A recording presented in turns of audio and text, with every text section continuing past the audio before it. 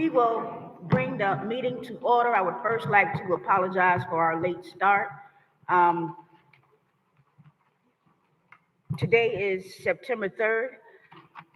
It is the regular city council meeting, and the time is 6:23. Madam Clerk?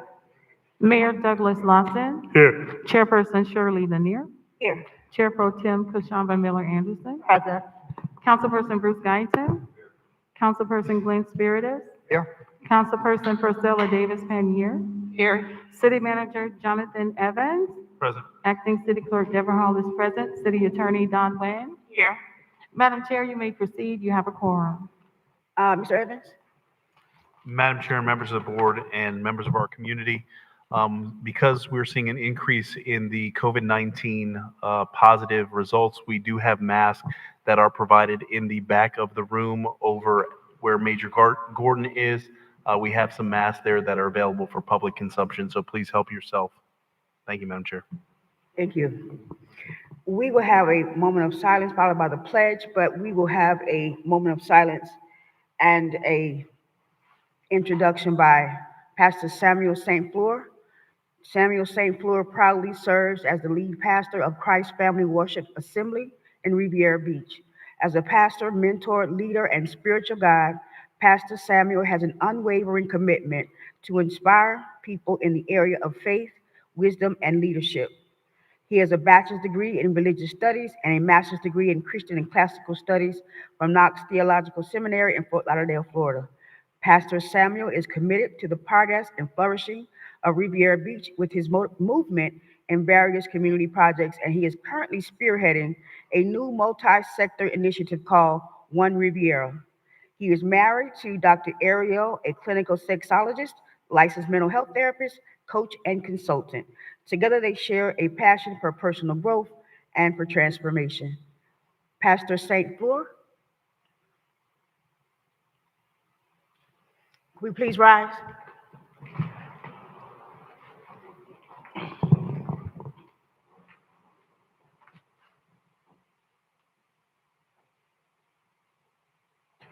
God our Father, we look to you tonight because you are where our help comes from. Father, you are the one who has appointed our times and determined the place of our dwelling, that we would seek you and find you. So we look to you and we call upon you tonight, because those who do are never put to shame. We ask you tonight in this place that you give us the strength to move towards serving others. By your Spirit, would you give us the mind of your Son, who came not to be served, but to serve and to give his life as a ransom for many. Work in us that we would not only do right, but be right. Help us to serve in a way that is pleasing in your sight. Remind us that anything done in your name is never done in vain. And so by faith tonight, O God, we ask for wisdom. Grant us wisdom in our service and unify us in a way where only you can get the glory for it. All is thine. In Christ's name, amen. Amen. I pledge allegiance to the flag of the United States of America and to the republic for which it stands, one nation, under God, indivisible, with liberty and justice for all. Thank you, Pastor, for your prayer. Do we have any additions, deletions, or substitutions for our agenda this evening? Madam Chair. Miller Anderson, Councilwoman Miller Anderson, and then Councilman Bruce Guyton. I would like to know from the board if they would indulge my legislative assistant, Ms. Akuria Wester, to do a 5-minute presentation on the Florida League of Cities conference that we attended about a month ago. I can't, it sounds like, that doesn't sound muffled. Because I have on a mask. Oh, because she has a mask on, that's why. I'm sorry. 5 minutes. Yes, Thank you. Councilman, Everybody good? Councilman Guyton? Yeah, I like Uh-huh. testing. Push it back. You took it out. You took that. There you go. Testing.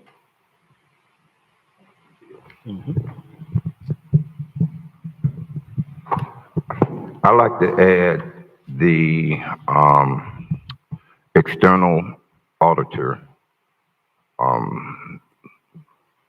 contractual question that we asked the city attorney to research for us. Very good. We'll add that at the end of our agenda, and we'll have a discussion, and Mr. Evans can bring us up to speed on that, and the attorney. Madam Chair, if I may. Yes, go ahead. We would like to remove item 3F from the agenda and bring that back at a date sometime in the future. And then under discussions and deliberations, I want to provide the board with an update on the actions taken by the Education Advisory Committee and ask the City Council for concurrence on the recommendations that were discussed as part of the Education Advisory Committee. So do you want to pull that item? That item's not on the agenda. I would Oh. ask that that item be put under discussion and deliberations by the city manager. Okay, we'll put this, okay, very good. We can put them under your comments. Education Advisory Board, he wants to add Education Advisory Board, some movement that they've had Where did Mr. under go? discussion by city manager. No, where did his go? Bruce would go at the very end of the agenda. Check. Discuss education. Do you have that, Madam Clerk? I'm sorry. Yes, Madam Chair, I do have the updates on the agenda. Okay. Is that it for additions, deletions, and substitutions? Can I get a motion to adopt the agenda with the changes? So move. Madam Clerk? Councilperson Davis Penier. Yes. Councilperson Guyton. Yes. Chair Pro Tem Miller Anderson. Yes. Councilperson Spiritus. Yes. Chairperson Lanier. Yes. Unanimous vote. We have, I missed this part, but do anyone on this council or staff have any disclosures with any of the issues that are listed on the agenda this evening? Hearing none, our consent agenda. All matters listed under this item are considered to be routine, and action is taken by one motion. There will be no separate discussion of these items unless a council person so requests, in which event the item will be removed from the general order of business and considered in its normal sequence on the agenda. If anyone wants to pull anything from the agenda, now is the time. Can I get a motion to approve the consent agenda? So move. Second. Madam Clerk? Councilperson Davis Penier. Yes. Councilperson Guyton. Yes. Chair Pro Tem Miller Anderson. Yes. Councilperson Spiritus. Yes. Chair Lanier. Yes. Unanimous vote. We will go to our next item on the agenda. Madam Clerk? Madam Chair, the next item on the agenda is item 6A, proclamation recognizing Sean Pittman. Mayor? Thank you, Madam Chair. Residents, tonight we have the honor of recognizing one of Riviera Beach's own, Mr. Sean Pittman. Sean's not only a successful attorney, lobbyist, author, media personality, but he's also a proud son of this beautiful city. And I want the entire community to never forget where this man has come from, because he never lets anyone forget that. Through his book, Disaffected, Sean shared a powerful and deeply personal story about resilience, identity, and overcoming challenges. And his accounts inspired not only those that he knows, but those all over our community, how to actually rise above adversity. So beyond his writing, Sean has built a remarkable career in Tallahassee and across the state. And tonight, in the city of Riviera Beach, I want us to honor Sean Pittman with an official proclamation from the city mayor's office.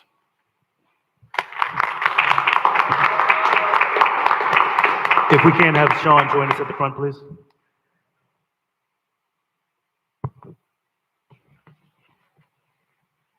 Welcome, Brother Pittman. Thank you, Mr. Mayor. Official proclamation from the Office of the Mayor, City of Riviera Beach, recognizing Sean Pittman Esquire.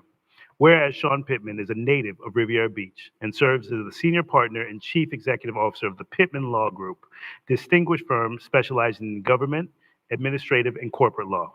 Whereas Attorney Pittman represents diversity and esteemed clientele, including private citizens, local governments, small businesses, and Fortune 500 companies, serving as a trusted legal counsel to cities, counties, hospitals, banking institutions, port authorities, universities, and various professional associations.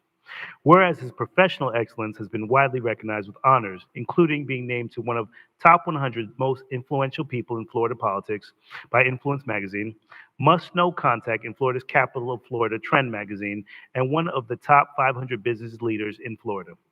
Whereas his civic and philanthropy leadership has demonstrated through his roles of the president of the Orange Bowl Committee, founder and chairman of the Big Bend Minority Community of Commerce, Chamber of Commerce, and service on the board of directors for Hancock Whitney Bank.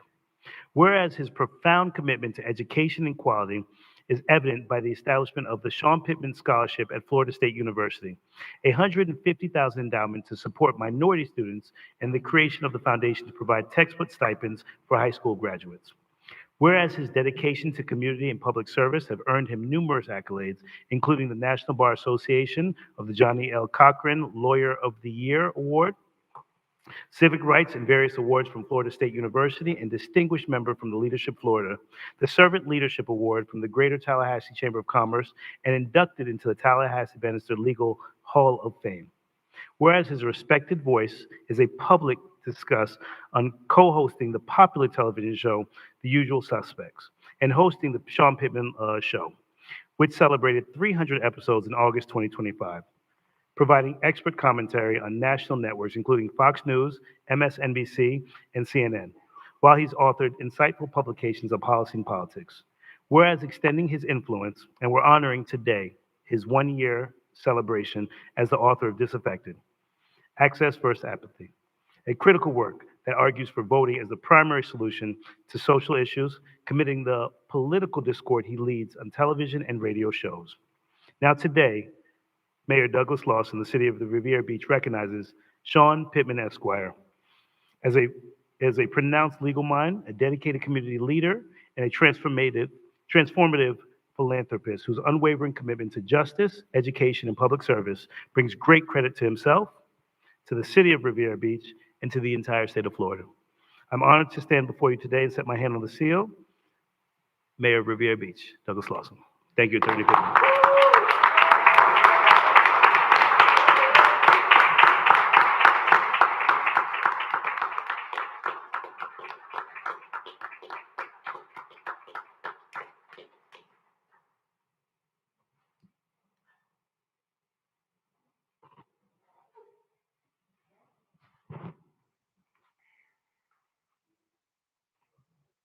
Chip, are you want us to come? Yeah.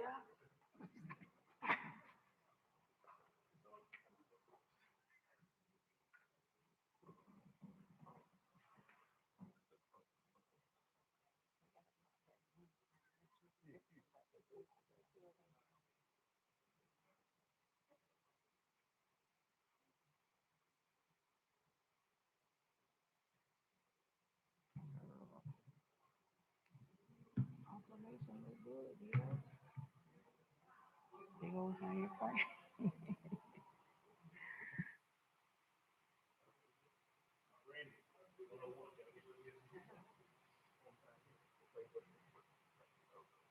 Mhm. Yeah, it looks really nice. Really, really nice.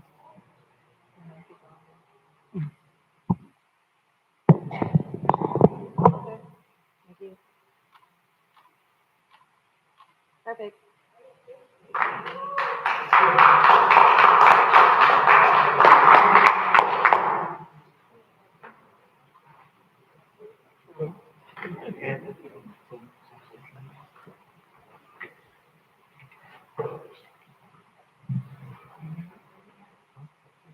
Mr. Mayor and Madam Chair and Council, Mr. Manager, thank you all so much, Madam Attorney, Madam Clerk, all of you, thank you so much. I won't take much of your time because you always have so much business to do. This is a little difficult and weird because I'm usually here with y'all telling me what to do. and tonight you've really touched my heart, and I thank you so much. And I'll say this: there's a lot that the mayor read with things that I've done, and places I've been, but I know a few things. I know God is real. I know God loves me, and I know that He loves you, and I know that He loves Riviera Beach. And this is our year anniversary of a book that I put a lot of love, blood, sweat, and tears in because I started to write it in a time that was the lowest mentally for me in my life. And I found myself being so affected by what was going on around us. I looked at my daughters and I said, what am I going to do about the world that's being designed and created for them? And I thought, let me just write down what I think that I would want to be done for the world that they live in. And we named that Disaffected. And I, through each and every page of it, thought about you. And if you read the introduction, it talks a lot about Riviera Beach and Broadmoor Apartments and Suncoast High School and things that y'all are all very, very familiar with, and our potential and what we could be if our community decided that voting was one of the most important things that it could do. One of the most important things that it could do. And you all come to see me in Tallahassee once a year, and I thank you for that, and I love when you come. But it'd be so much easier to get you what you want if everybody up there had to come through here because our voting was at a level that they had to pay attention to. That's got to be our North Star. And I tell you what, don't stand at the gate of the villages during election time because you'll get run over, because all the people that you look up to find their way there because they vote. So my challenge to my community is let's find a way to encourage our people that it's important for them to show up, that one vote matters, that these issues impact their lives. And if they don't believe it impacts their lives, let's encourage them that it impacts the lives of their children, or the God kids, or those kids over in Sunday school. And I need your help in doing that. So I don't usually ask much of you. You ask some things of me, but what I would ask of you tonight is let's get together and figure out how we equalize access to voting, how we lower apathy by making sure that people realize that these issues, while they may seem remote, have an impact on their life and they circle right back into their front yard. You can do that. And you can make that happen because you're the closest to the people. So thank you for this for me, but I'm going to accept this for the folks that have embraced the message from Disaffected and decided that they're going to vote in the next election no matter how many people are trying to stop them from voting. Those people who have decided that I'm not going to be a weapon for the opposition, I'm going to show up for me, and I'm going to show up for us. So thank you for, Mr. Mayor, thank you for the words, and thank you for the sentiment, and you not thinking it's robbery to push a little black boy out there from Riviera Beach and say it matters that you're from here. So thank you so much. And to the council, I know you're all friends. I appreciate you, Mr. Manager, all of you, Madam Attorney, and I hope you have a great meeting, and I hope you don't ask me to do nothing in it. Thank y'all.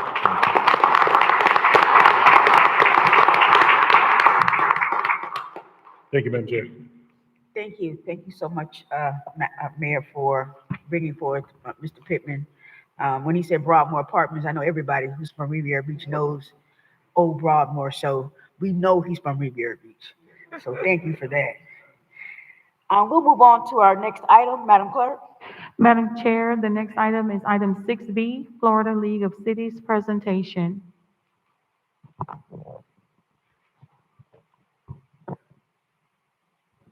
What was that? Oh, the You know, presentation. just, yes. Did we already send it?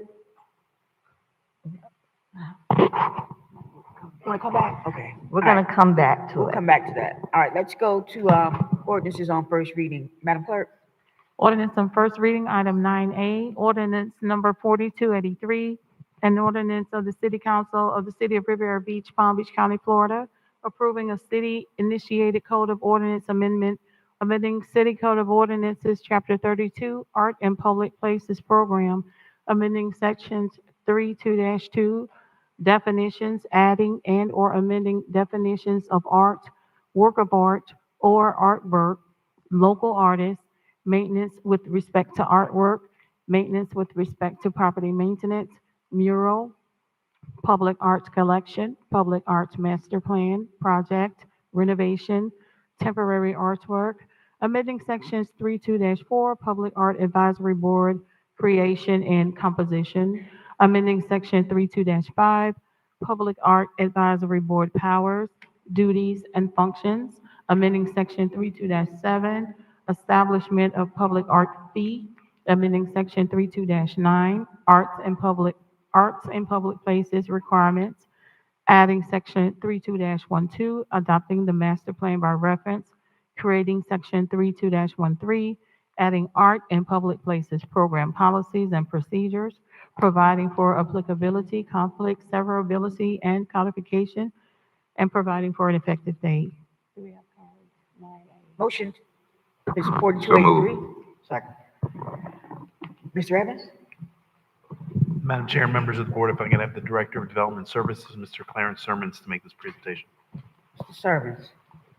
Thank you, Mr. Manager. Good evening, Madam Chair, members of council, Honorable Mayor, and Madam Attorney.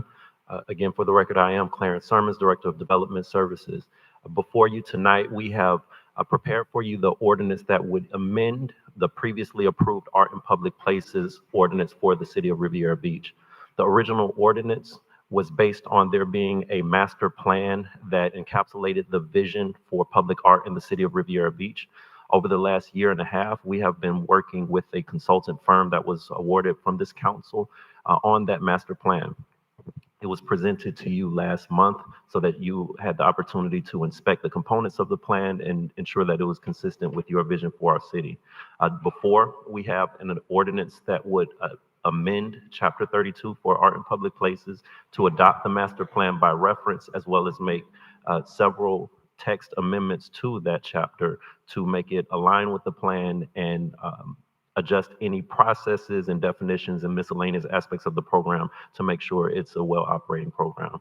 To outline the changes of this ordinance amendment, I have Principal Planner Saneed Simon, who will walk you through the ordinance and what will be taking place if you choose to adopt. Ms. Simon? Good evening, Madam Chair. Good evening, members of the board. Mr. Mayor has stepped out. Good evening, City Manager, our attorney. I think good evening. Good evening, our clerk, because you had to read my long header. I apologize for that.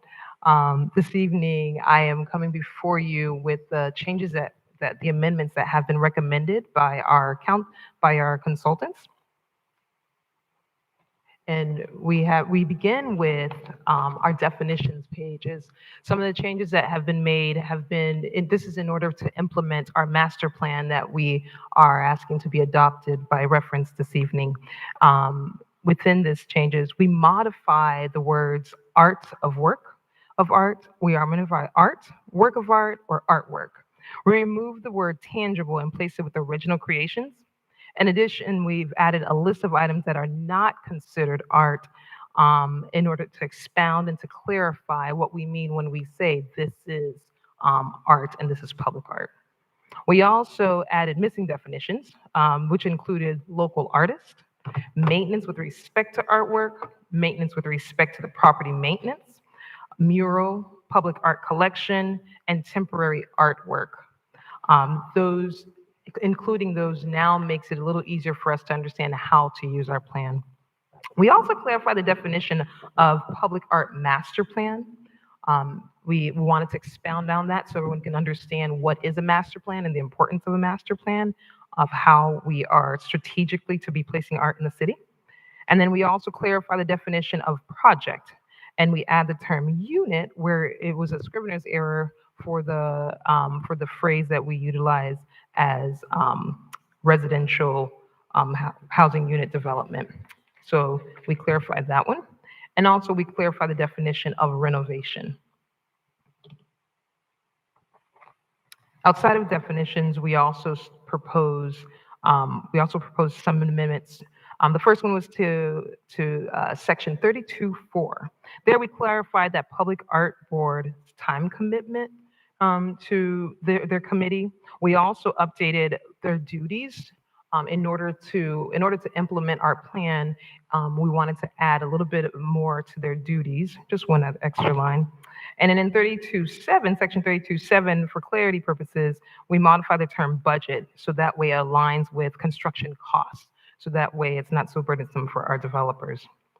In section 32.8, we clarify the options that the participants have, so that by adding as defined in this chapter, so they actually are aware of what it is that they are complying to, and it adds the language to clarify participation of developments that are phased. That was one thing that we were missing, was how do our developers participate if they have a phased plan?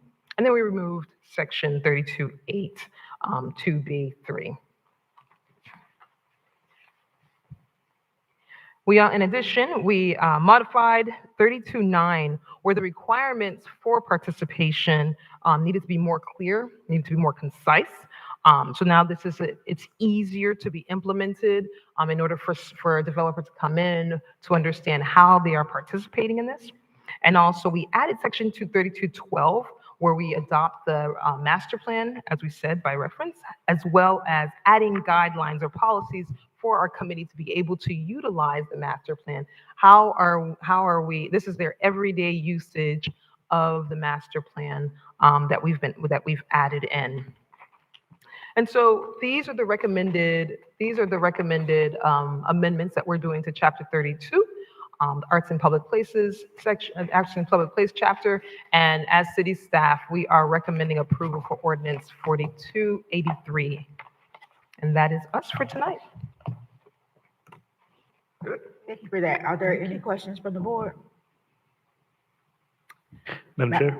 Yes, go ahead. No questions. I just want to thank staff for the work on this effort, on bringing this ordinance to the table. You stayed the course, so we're appreciative of this.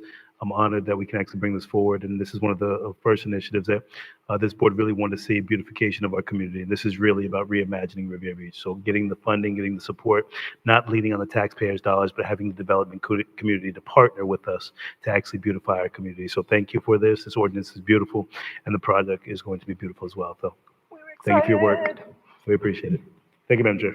Thank you. Madam Clerk? Councilperson Davis Panier, Yes. Councilperson Guyton, Yes. Chair Pro Tem Miller Anderson, Yes. Councilperson Spiritus, Yes. Chairperson Lanier, Yes. unanimous vote. Next item? Madam Chair? Yes, go ahead. You ready? Well, I'm just want Walter to check his email, and then we can come after this next item. Okay, very good. Madam Madam- Chair, Yes. item 9B, ordinance number 4286, an ordinance of the City Council of the City of Riviera Beach, Palm Beach County, Florida, fixing the adjusted tax valuation of real property located within the corporate limits of the city, levying a tax on real property and tangible business personal property located within the corporate limits of the city for the fiscal year beginning on October 1, 2025, and ending on September 30th, 2026, fixing the millage rate at 8.3500 mills thereon for said year, that the millage rate of 8.3500 is 6.53% higher than the rolled back rate of 7.8381, providing a severability clause and providing for an effective date. Madam Chair, we have one comment card on this item. The acceptance of the cards is now closed. Thank you. Mr. Evans? So moved. I'm sorry. Second. Madam Chair and members of the board, this item is to seek city council authorization for adoption of ordinance 4286. This establishes what is the millage rate of 8.3500 mils. This is what the budget was adopted, or the budget was presented on, with the millage rate remaining the same, which constitutes a 6.53% increase higher than the rollback rate, and that's associated with the increase in property. So it is not that the rate went up, but it is the property value that increased the amount. Also, the rollback rate is 7.8381. This is the rate to generate the same revenue that the city received last fiscal year, but staff is recommending approval of ordinance 4286 at a millage rate of 8.3500 mils, and the CFO, Mr. Sherman, is available to answer any questions the board may have, as well as myself. Can we get the public comment? We have one public comment card from Scott Lewis.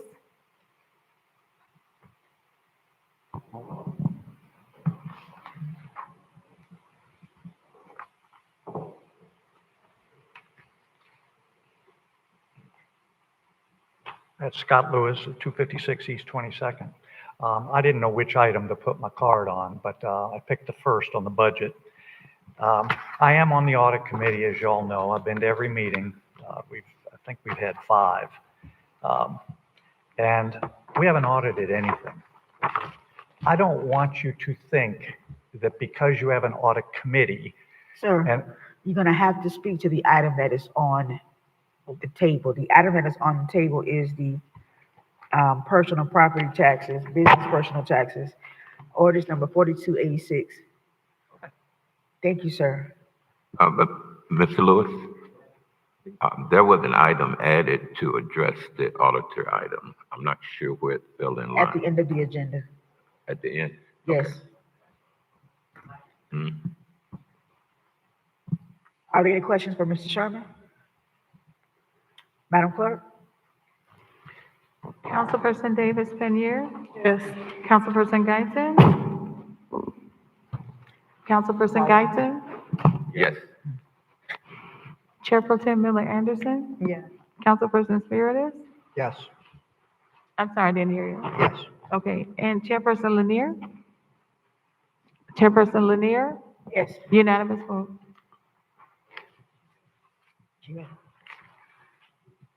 We'll go to our next item, Madam Clerk, with the presentation. Florida League of Cities Annual Conference Recap, presented by Chair Pro Tem Kashaba Miller Anderson's office. Chair Pro Tem? Thank you.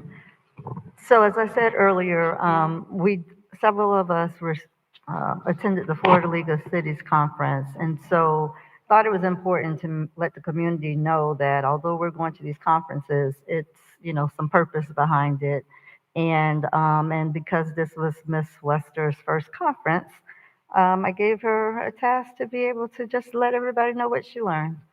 So go ahead, Miss Wester. Good evening, Honorable Mayor, Chairperson, council members, and everyone in their respective places. This past month of August, I had the privilege of attending my first conference with Vice Chairperson Kashamba Miller Anderson. Of course, as an educator, she made sure I took good notes at all times, so here's an educational recap of what I've learned. So what is FLC? It stands for the Florida League of Cities, which they hold an annual conference. It is a well-rounded, high-value opportunity for city officials and senior municipal staff to learn, connect, and equip their communities with the latest strategies, tools, and networks.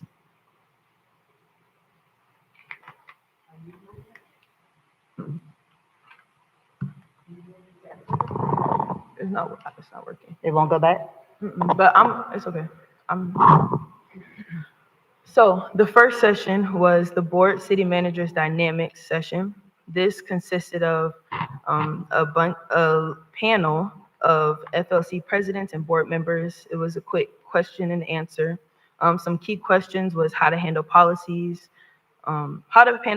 conflicts between elected officials and city managers. So some key takeaways was to keep an open and honest communication during disagreements. That helps with building trust, and also stay proactive with outreach and communication strategies, which keeps working relationships strong. The next session was the DOGE session. If you don't know what DOGE is, it stands for Florida Development of Government Efficiency. And it is used to reduce wasteful spending and improve transparency in government operations. This matters because it helps cities prepare for more audits and become more financially transparent, and also encourages better record keeping and efficiency in local government. So the next session, it was a marketing session. So basically, how you should market your cities. So this consisted of 3 different presentations, one being from Palm Beach Gardens, Winter Park, Florida, and Sebring, Florida as well. Each city marketed differently. So some marketed through festivals and events, some used TV shows, which a TV show came to their city, and others used recreational spaces. So Palm Beach Gardens, they used their new field with their new recreation center, and it brought soccer, which is really popular around there. And people from different countries came to play soccer within this big soccer bowl. And so marketing is very important because it helps tell your story in your community.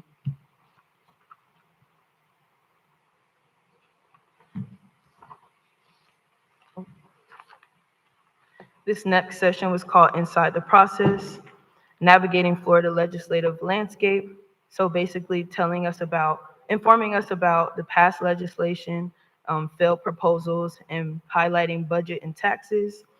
Some takeaways were to make sure we stay informed because we never know how these things might affect us, whether it be through permitting, zoning, and development.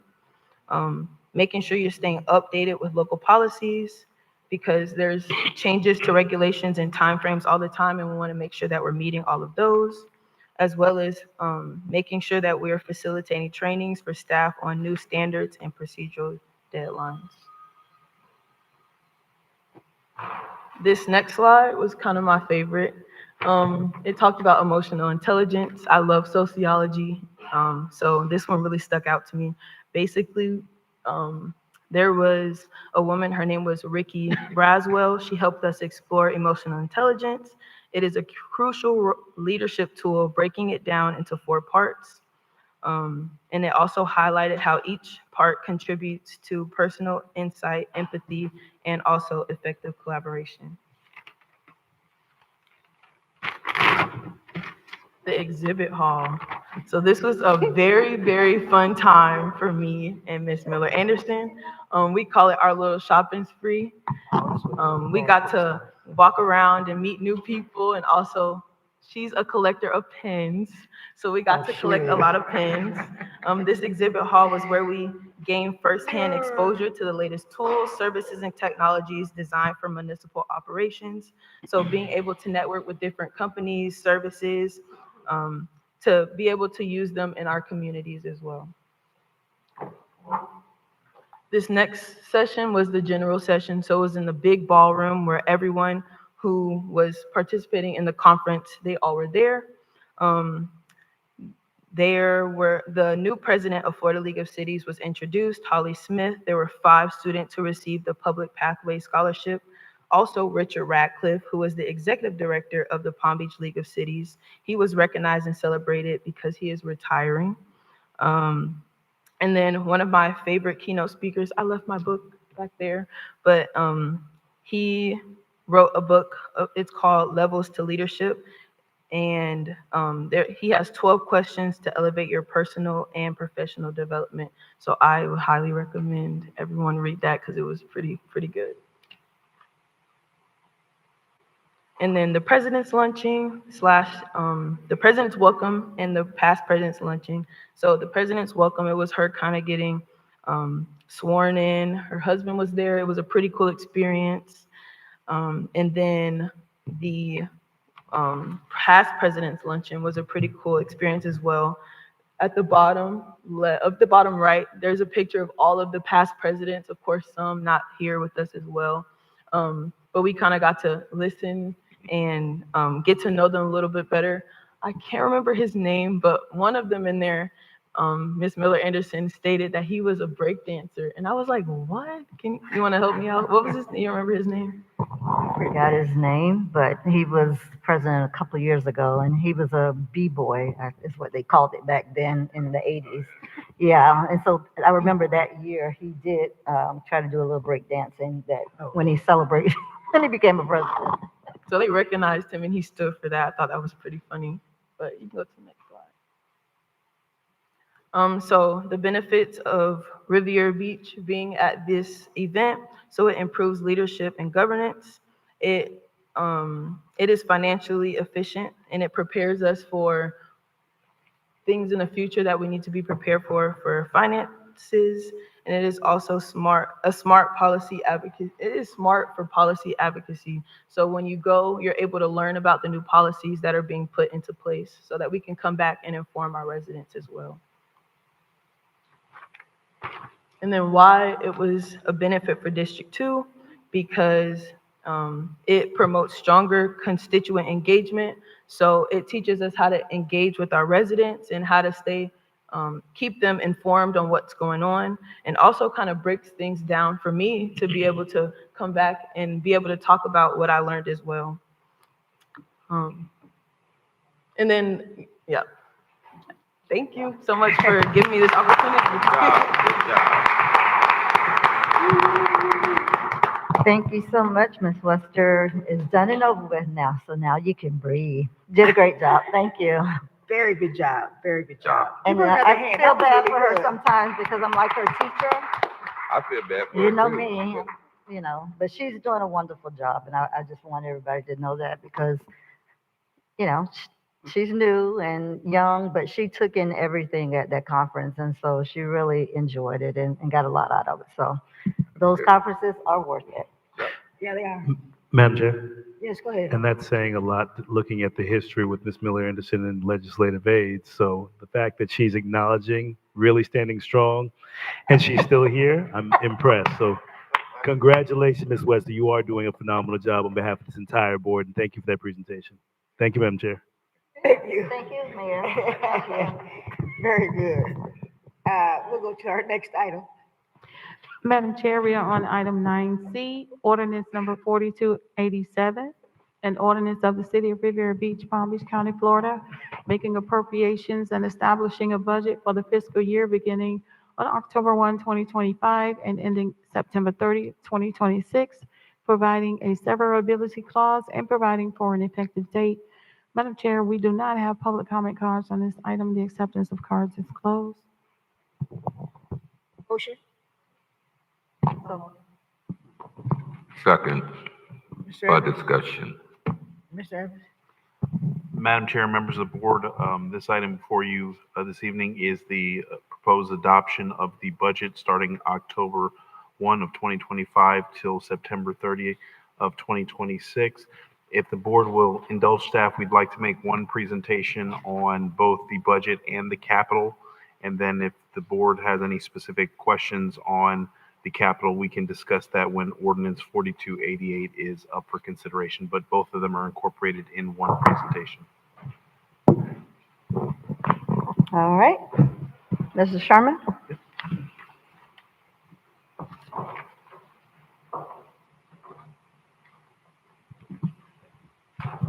There we go.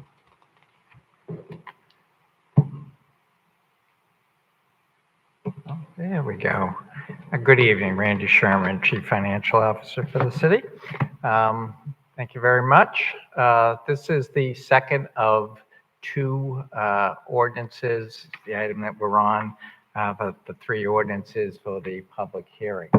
This is the one where we will adopt the operating budgets. And as city manager said, we'll go through both presentations and then address any questions that you may have. Just real, oops, okay, there we go again. There we go. Okay, I know we already adopted the millage rate, but I did want to put this slide up there again. The blue area is your increase in assessed value. And as you can see, the yellow lines are your millage rate. So for the fourth straight year, we have been at 8.35 mills. Again, this is just a sample of a property tax bill, property value of $250,000. Keep in mind, I know the market value in the city is higher than that, but this is right around the average for a single-family resident in the city for tax value. As you can see from this slide, again, on the top line, that's the Riviera Beach operating. That's our millage rate of the 8.35, and that only represents about 39% of your total property tax bill. Thank you, Walter. The highlights for the budget this year, as we mentioned during the budget workshops, there really were not a lot of changes to the budget. The requests for appropriations from the departments was in excess of $10 million over the available revenue, which did not leave a lot of room to be adding new programs. But the highlights, again, the millage rate remains the same at the 8.35. We did add 9 new firefighter positions in accordance with the IAFF contract. The budget does include salary increases for the unions with agreements, which would be SEIU and PMSA and the IAFF. And then there are funds for the staff that has not yet settled. The increase for the health insurance was 4.9%. General insurance funding did increase. Remember, we added about $50 million worth of fire stations, which had to be covered this year. Singer Island Dune Restoration, in accordance with the contract with the county, we are carrying the $1 million for fiscal '26. The community grants, the READ, the PAL, all those were level funded. Those were all started for fiscal '25, have been carried over to '26. We do have community event funding of $500,000 in this budget. We've added $100,000 for holiday decorations, which last year we had to scramble around and take pennies from everyone to kind of accommodate the decorations. This year we have actually funded it. The transfer for the capital project is $4.25 million. The transfer to the CRA this year will be $9.4 million. And we did separate out at the request of the board a communications and marketing department. And I have a slide a little bit later to show you that. Madam Chair? Go ahead. Thank you. Before we go on from this, I see that the addition of the 9 new firefighters with the IAFF contract, we've ratified that contract. Are we still at a 2448 for the firefighters? We are right now, but we anticipate that changing in the next Does agreement. this take that anticipation into consideration with these 9 officers? Correct. Thank you. Community budget funds, I see we increased it to 500. What is the intent of actually those events? Are we looking to do a certain number of events? Are we doing partnerships with that budget? Is that going to be enough to do partnerships and city events? What's our plan? Madam Chair, if I may. Go ahead. That is intended to do both. So there will be certain signature events that will be funded by the city, but we will also look for collaborative partners to help facilitate some of our community events, as well as lean on the private sector for opportunities that they can help and assist providing for more event opportunities. So there is some flexibility with regards to that, but we are going to have a more robust conversation with the board about what are our signature events and then what are the other opportunities that we have, because this board has mentioned the desire for more events or signature events that are more smaller scale that are done on a monthly basis. And so we are going to be bringing some ideas. Thank you. forward. Follow up, Madam Chair. Go ahead. Thank you. And with the event budget, that is that budget we spoke about in detail. I know we previously discussed the 4th of July event. The total cost for that event was about half of this budget. So one event for the entire year cost half of this. So I want us to make sure we're very clear and concise, sharpen our pens, bring in some partnerships, offset some costs. But the cost of events, activities, and entertainers have gone through the roof. So to do events, since we don't have a downtown corridor, we want to make sure that this is properly funded. We can talk about this, I guess, when we get to some recommendations from the board, but I just want to see if we have a plan and a strategy with the dollars. I just don't want to allocate dollars and not have a plan for it. And last but not least, I did take a look at the communications budget. Thank you. That looks really good. I saw what was in here already. So the creation of that budget, it looks like it's a good start. So thank you. Thank you, Madam Chair. Madam Chair, Go ahead. could you tell me what the event budget was for last year? I know we have it on another document, but Madam Chair, if I may. Go ahead. The event budget, well, I know that in order to facilitate some of the events, we've utilized some savings that in the specific department, but do you, Mr. Sherman, do you have the specific number on that? The events typically had come out of Parks and Rec. So Parks had just over $100,000 within their budget that we were able to pull from there. And then as the manager stated, we really had to, again, go back in and pull money from within the city manager's budget. But, you know, again, what funds weren't being used for their intended purpose, and we were able to move them over to cover the 4th of July. okay, but the line item has increased 400,000. Okay, thank you. Madam Chair? Go ahead. I thought special events budget last year was 250,000 because I know that events had to come out, but I thought they had a budget of 250, and that's where the budgeted funds came from for this. Madam Chair? Yes. I think that's when you put together what is the fireworks, the cost for the fireworks that are different and the like. And so in totality, I think you're right. The number was probably north of that, but we did bring in that $500,000 plus we do have the monies for what is the 4th of July and the like. So you do have some additional monies that are in there. And I was just trying to clarify because Madam Paneer stated that it went up 400,000, and I don't think that was accurate. I want to just make sure special events, and she understands that the special events budget was 250. So 100,000 that Mr. Sherman stated was in Parks and Recs, but there was also a separate special events budget that we approved last year as well, just for clarity's sake. Madam Chair, if I may. We also, we did provide for, there was pockets for special events in specific departments, and we scraped all the departments. Yep. And now it's all centralized, and special events will run all the events. Now you still have what are department events. So if the Parks and Recreation Department wants to do a football banquet, that's their event. But there are events where it's for the general public and it's open to the masses are going to be handled and managed through. So there is a significant increase to that budget to incorporate some of the other ancillary costs for events. So I guess just for, I'm sorry, Madam Chair. Go ahead. So I guess just for clarity, could we have a clear number as to what our special events were spent on last year so we can identify what does this scraped together budget look like? Because if we look at all the different departments and see what each department spent in special events, and now they're going to be homed in one department, we can actually have a clear vision of what the true increase would be. Thank you, Madam Chair. Madam Chair, Yes, go ahead. we discussed, and I was one of the ones really pushing this because I said residents shouldn't have to go to Clematis by night or Lake Park or Dare Ray to enjoy ourselves. I want to make sure that there's an adequate amount that we can have some type of social events where we come together without any tension. Council meetings, everybody have an agenda, they come in for a reason. But when we used to have the after dark, jazz after dark, everybody would come, nice time, no tension, no anything.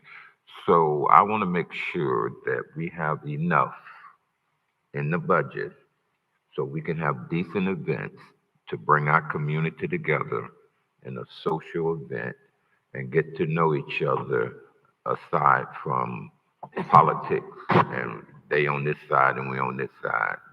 So how did you determine this budget? Why do you think this is going to be enough to have some social events when one of the events cost us $250? Madam Chair, if I may, with the budget, we looked at if we said we're going to have what is 4 signature events, and we said, okay, we're going to look to put out what is $100,000 for a event, just as a conversational number. But one of the things that we haven't really maximized is the opportunity for sponsorships as well as partnerships. And so we also wanted to look to facilitate what is that additional $100,000 to say, can those be smaller events? Can we partner with the CRA? Or can we put out a public solicitation that says to an organizer, we want a $100,000, we want an event every month at this location, and this is what the city's willing to contribute. So we're going to build out all that, and then we're going to share that with the board and see if there's concurrence with what the plan is. So we're not going to go forth and, spend the money without coming back and having conversations, because we still owe you an update on the policy, and there were some things the board talked about that they wanted to see. So that's going to be coming back to you, as well as what is a event calendar and what are the proposed signature events for the city. Madam Chair, one quick question. Yes. Yeah, I think that is something that we should know now to put it in the budget if we need to. So after we approve the budget, then it is what it is. And certainly we can come and amend the budget, but we would have to, but if we did it up front, we wouldn't have to go through all of that. So I'm just leery about this amount that you have in there. I think it needs to be more, quite frankly. Thank you, Madam Chair. Thank you. I just also want to say that the city has an excellent special events coordinator, manager, and she's very good with getting sponsorship. She's very good with getting people to partner with the city. I think that moving forward, we need to have more of those. There are hundreds of businesses in the city that we can be able to tap into to make sure that, they may get free advertising, whatever it takes for us to be able to not spend all our money in doing a lot of these things. I think that it benefits everyone, especially the business community, to be able to partner with the city to put on these events. And I think that partnering with businesses in the city would garner us more events. So with our special events coordinator, I think that she is very good with that. And I think that we need to make sure that she has the tools that she needs to do the job that she has.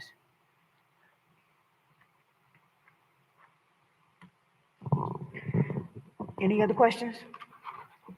Madam Chair, Yes, go ahead. so what amount were we trying to add to it? You were trying to add some additional? Yeah, but I wanted, I was hoping that they had gone out and actually talked to some promoters and find out gauge some prices. I don't want to just pull numbers out the air. But I was hoping they talked to some promoters and came back. This is what they said they can do. This is what we'll put in, and we can match the budget knowing what we're going to be able to do. But now I think we're doing it the other way. We're giving an amount, then we're going to go out there and see what they can do.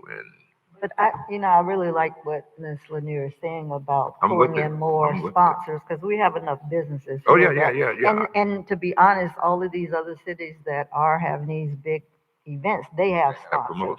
I'm actually, I support that. I was just saying, I hope that we would have had that information tonight about what the private sector, at least some of them, would be willing to do. But I'm good. I'm Okay. good. No, I think that we have, because it's the first reading. This is not the final. So that he can bring back more information for us in regards to what those partnerships look like. Yeah. So that we That's can make all I'm sure that when the asking. final budget is final, that it is enough in there to do what we need to get done. Okay. Madam Chair? Yes, go ahead. And thank you for that. That was my feedback as well for Ms. Miller and Cindy. It's just understanding why did they get to this price point, knowing that one special event, what the cost was for one event, and then seeing what's the vision and idea for multiple events and partnerships and relationships that they have. And then also, I asked staff to see what is the legality between taking on sponsorships, bringing in revenue. What does that look like for asking for these dollars and making sure we have that information, because we don't want to put this out as a city and make like it's a look as a quid pro quo. We want to just make sure that they're investing into the community. They want to do these community benefits and have partnerships and sponsorships and support these different events we're doing. And Madam Chair, one of the things that we want to formalize is a sponsorship program, because one of the challenges special events has is when they go to a vendor, they've already given to the police department, the fire department, this. And so we want to standardize that if we're going to go to a vendor and we're going to ask them to help with the 4th of July, they'll much rather give us the $10,000 check to the city.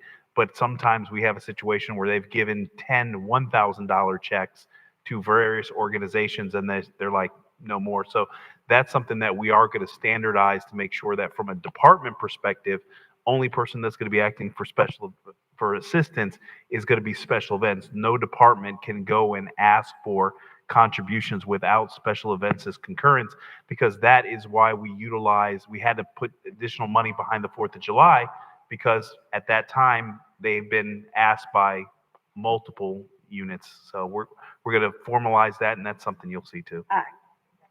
Yeah, because the special events department, is very frustrated with having, to do that, and then somebody else has gone and asked them already. So I think that really works.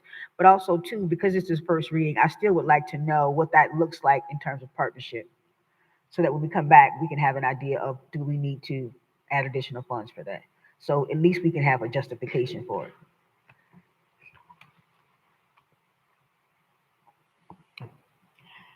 Any other questions? Are you finished? Yes. Oh, I'm sorry, I just can't. No, that's all right. I'm finished. I thought we were done. A lot more to go. We want to. Sorry about that. Sorry about that, Mr. Sherman. You guys are having a good conversation. That's good. All right, so on the revenue side for the general fund, our revenues did go up $8.3 million. You can see on the top line, the majority of that was property taxes, the $5.59 million, as we mentioned earlier with the millage rate. But I do want to point out on here, there's really only 3 of those lines that really went up of any significance. Charges for services, those are the things like what parks charges, EMS fees, and items like that. And then investment earnings is up. And again, pending rate cuts, which will help on the borrowing side, is going to impact that going forward. But I think for 2026, I think we're good with that $1.7 million budget. On the expense side, again, you've seen these slides before. I show you the budget in 3 different ways. This is by our spending categories. So again, the salary and benefits, which is at the top, is 51.3% of the budget. And then if you look down on the very bottom where we have grants, the CRA TIF, the contingency, and all of the transfers that are required, including debt service and the major disaster fund, that's another 21%. So between those 2 items alone, we're at about 73%. And all those lines in the middle literally only add up to 27%. Again, as I mentioned earlier, the general insurance is higher than you've seen in the past, and that was due to the 2 fire stations coming on board.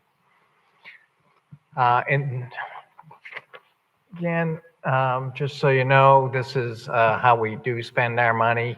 46% is going to public safety.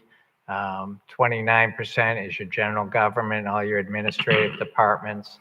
And then we have our internal support, which is insurances, IT and the like, fleet services, and then parks, public works, and the library. And this slide, again, this is 2 other views of the operating budget. On the left-hand side are the budgets by department. So again, you can see number 1 up is the police department, and number 3 is the fire department. And as we just mentioned, that's 46% of your budget, just in those 2 departments. On the right-hand side, what we'd like to do is a roll forward from the prior year. So the fiscal 2025 budget was $112 million, and you can see all of the individual changes that took place to get us to the $120 million. So again, the police department went up almost $3.4 million. And you'll see down the bottom, the city administrative budget actually went down. And that's because, again, we created the communications and marketing budget, which now is split out. So this is the budget as you sent forward to the public hearing. It is a total of $214 million. It does include all of your funds. So it has the general fund, your debt service fund, your major disaster fund, all of your enterprise funds, the utility district, which is your water and wastewater, the marina, solid waste, stormwater, and the parking fund. I will point out, I think at the second budget meeting when we went going over this budget, we did get revised numbers from our administrator at parking. So I did increase the parking budget from the $1.2 million you saw the last time to $1.6 million. And then at the bottom, you have all the internal service funds. Those are the funds that are really servicing other city departments and operations. Mr. Chairman, let me ask you a question. I've seen maybe in the big budget that you gave us that the major disaster fund that has the amount of money you need for a certain number of days if a disaster happens? So the major disaster fund is required by the city charter that we put 1.5% of our property tax revenues into that fund to support in case there's a major disaster. When we look at that fund, if we were required during a major disaster where we really have, catastrophic damages, we do have insurance, but we obviously have to pay all the deductibles. So the deductibles on the insurance are between $3.5 and $4 million. Okay, so that's where that fund is sitting to be able to pay those deductibles. Now that's only one storm. So if you have multiple storms, you may have to pay deductibles multiple times. So that really comes in to support, to cover you, to be able to get to your insurance levels and start collecting your money back. Okay.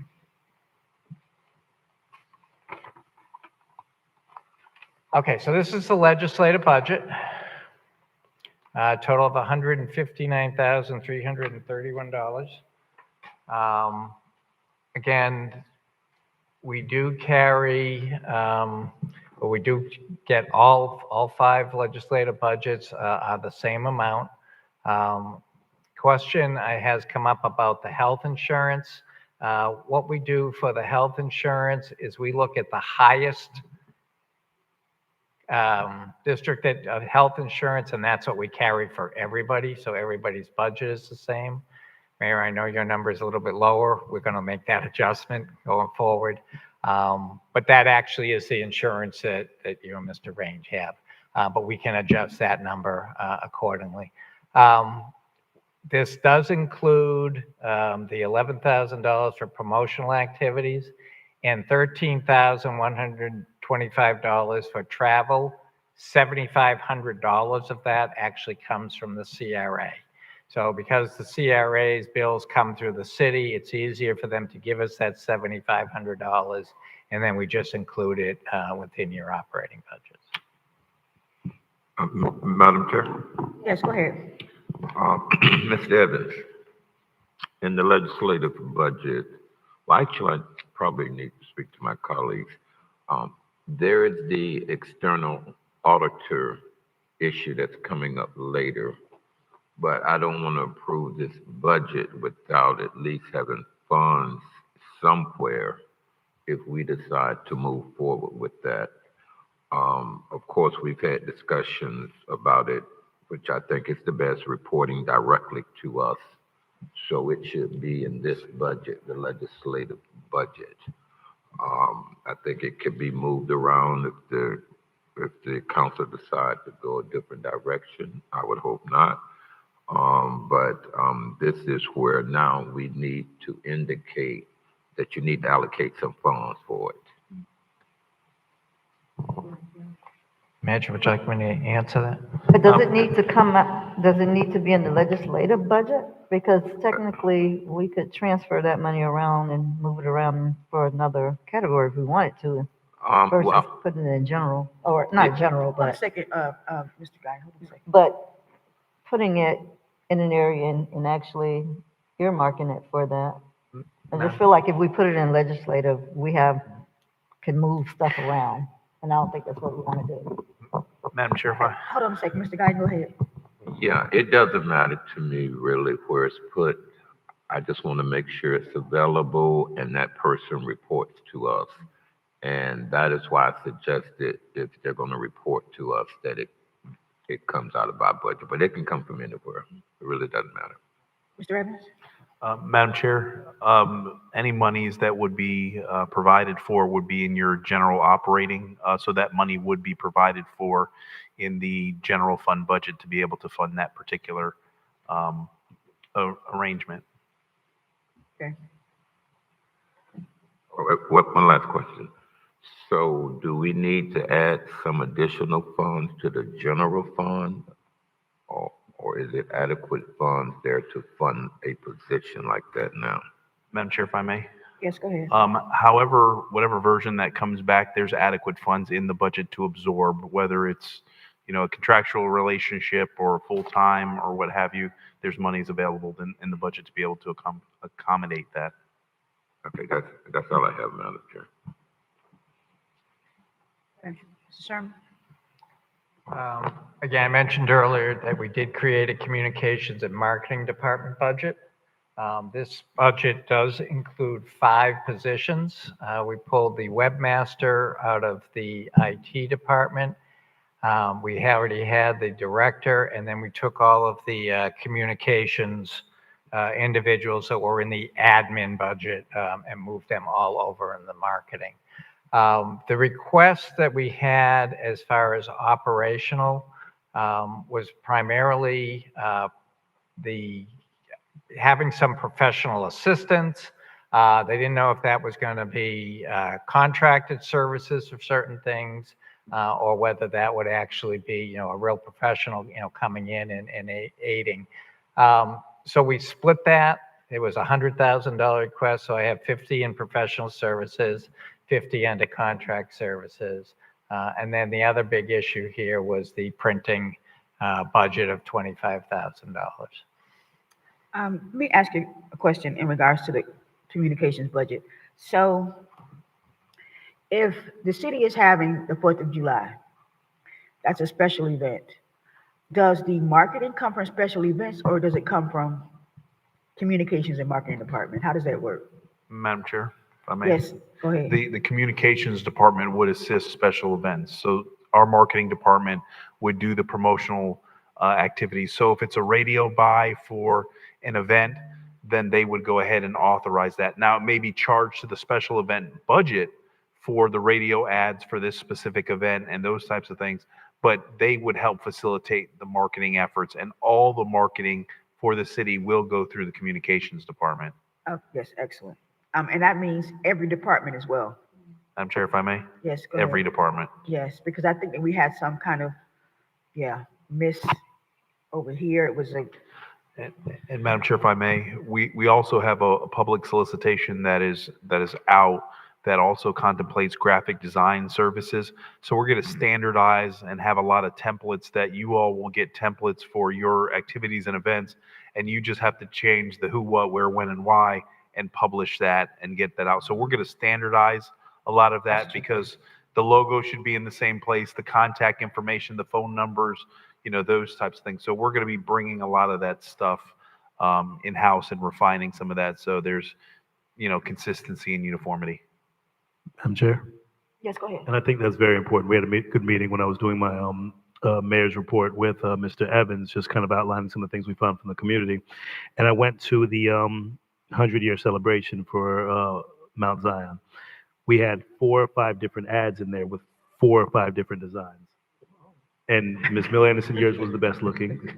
But Ms. Miller Anderson's was amazing. And then we had some standard ones and we had different ones. So I would say that just some kind of consistency when it comes to the marketing and branding, just so that we can keep the branding and image on the same page with everybody across the board. Looks good. Thank you, Madam Chair. Thank you. Go ahead, Mr. Sherman. Yep. Madam Chair, we're going to go over the personnel request. So you see in the fire department add addition of 9 firefighter positions, police department add a police captain, transfer the technology administrator position into the information technology department. That position was in the police department, but was housed in the actual IT department. So this is actually the bona fide transfer that transfers the monies over. Reclassify human resources business partner 2 to HRS analyst position 2. Regrade business partner 1 position to senior human resources program administrator. Change title from risk analyst to human resources analyst. With the changes in the legal department, we have both a labor attorney and land use attorney. We are changing the title to assistant city attorney. So that will be a complement, I believe, of 3 assistant city attorneys in the attorney's office. Addition of a administrative support specialist position for development services. Reclassify a code administrative officer to code compliance officer 2 position, and reclassify a combination inspector position to plan reviewer positions. And some of those positions in the development services department are funded out of the building fund, so there's no impact to the general fund. Then we have changed the office manager to customer service and quality assurance manager. The next one is add a administrative assistant 3 position. And then communications and marketing is transfer that IT specialist, that webmaster position. It has been in the IT, classified in the IT department, but it's been servicing the communications department for, since basically the inception of the position. So that's just moving it over to communication. Defund a public works operation manager and add a public works assistant director position, and then convert 2 maintenance worker positions into 1 full-time maintenance position for a total fiscal impact of, of $1.1 million. The next one is with the information technology department. That just shows the transfer in and the transfer out. So you have the transfer in of the technology administrator and the transfer out of the webmaster. And then these are the positions that are called out in the utility district budget. Your utility district budget will be part of your utility district presentation. So these are positions that were asked by the executive director. You have a instrumentation superintendent position, engineering technician, capital projects manager, lab technician. You also have add of 3 valve and hydrants maintenance technician, and then 2 lead plant operators. And then there's changes associated with just title changes to reflect exactly what those positions are doing in their respective discipline. And then you have defund a 1 electrical instrumentation technician position, and then defund a senior accountant position, and for a fiscal impact of $727,000 in the utility district. Madam Chair, Yes, go ahead. Mr. Evans, on the fire, it has add 9 firefighter positions. What was ever decided about the org chart? Are they going to 2, what assistant chiefs or a deputy chief? Well, we had discussion. I wasn't clear on that. Yep, Madam Chair, if I may, it would be the 2 assistant chiefs. So it would be the chief and then 2 assistant chiefs in the fire department. Okay, so these are just firefighters here that you're asking for? That is correct, Madam Chair. And that's pursuant to a contractual agreement. That's all I have on that, Madam Chair. That's it? All right, go ahead. Yep. Madam Chair, Yes, just wanted to make a few recommendations to see if there's a appetite of the board. I know we talked about a coordinator. I spoke with staff about a coordinator for community initiatives. I spoke with through the police department and through the city manager's department, similar to what they have down in West Palm Beach. I know Kevin Jones was over that position, and it's an advocate in the community initiative. I know that we're really focused on the clergy, the churches, and the community outreach. Somebody to really focus on supporting outside agents. I'm sorry, supporting government agencies with outside entities. I think that would be a good job for us to possibly look into. An ombudsman, along with the auditor. I think that we need to really talk about that and have that conversation. So when we get to Councilman Guyton's item, I wanted to bring up the ombudsman position and a few additional positions. I spoke to Ms. Miller and had a great meeting with some of the insight that we received from the community and from staff. I think we really need to take into consideration looking at the positions that we've crafted, looking at some of the ideas that they brought to the table. I know that we've done a great job of filling the UD. Thank you, Mr. Neiman, for actually the consideration for really diving deep and changing these positions and adding the ones that's necessary. We've had good conversations, and I spoke to a couple of my colleagues just about the report, and I think there's a few positions we really want to take a look at as well. Thank you, Madam Chair. Thank you. Go ahead, Mr. Evans. Madam Chair, this is getting into the utility district presentation. Mr. Sherman? Yes, we're going to close up the operating side by going through the enterprise funds. These are standalone. They do not receive any assistance from the general fund. Their revenues make each one of these funds self-sustaining. So the utility district budget for next year is $44.3 million. This was based off of the analysis that your rate consultant did, where they went back and they, devised your new rates moving forward to support the construction of the water treatment plant. I will tell you that the numbers did come from the report from the consultant. They were reviewed by the staff over at USD, and they did have the opportunity to move some of these dollars around, knowing or understanding that the bottom line was not going to change. So the budget for the utility district is the $44.3 million. The next one up is the marina. The budget, as you see, can increase from 3.8 million to 5.5. That does account for the 2 mooring fields that have been approved by FDEP. Again, we are waiting for the leases for the submerged lands, and then we can come back and have the discussion about the installation of the actual moorings. The operating budget minus the mooring fields comes from your third-party manager down at the marina. And the mooring fields, again, are about maybe $700,000-800,000 of that revenue. So we can see that the marina, remember there's some dock issues down there. Those are almost all behind us, and they're very, very pro-marina down there. They see that the marina operations are really growing. Madam Chair? Let's go ahead. Well, we haven't approved the mooring fields at this time, but we are considering, from what I understand, reducing the number of the mooring numbers from the large amount that we had, right? And we're going to try and reduce that, and we're going to have public hearings to discuss whether we would move forward with this.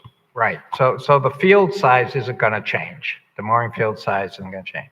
The number of moorings that you put in there, they obviously, when we designed it, we maximized the number that we could put in there. But that does not mean that's how many moorings you actually have to put in there. So again, the thinking is, we know that, okay, this area already has, let's just say 30 boats. Maybe we're approved for 50 boats.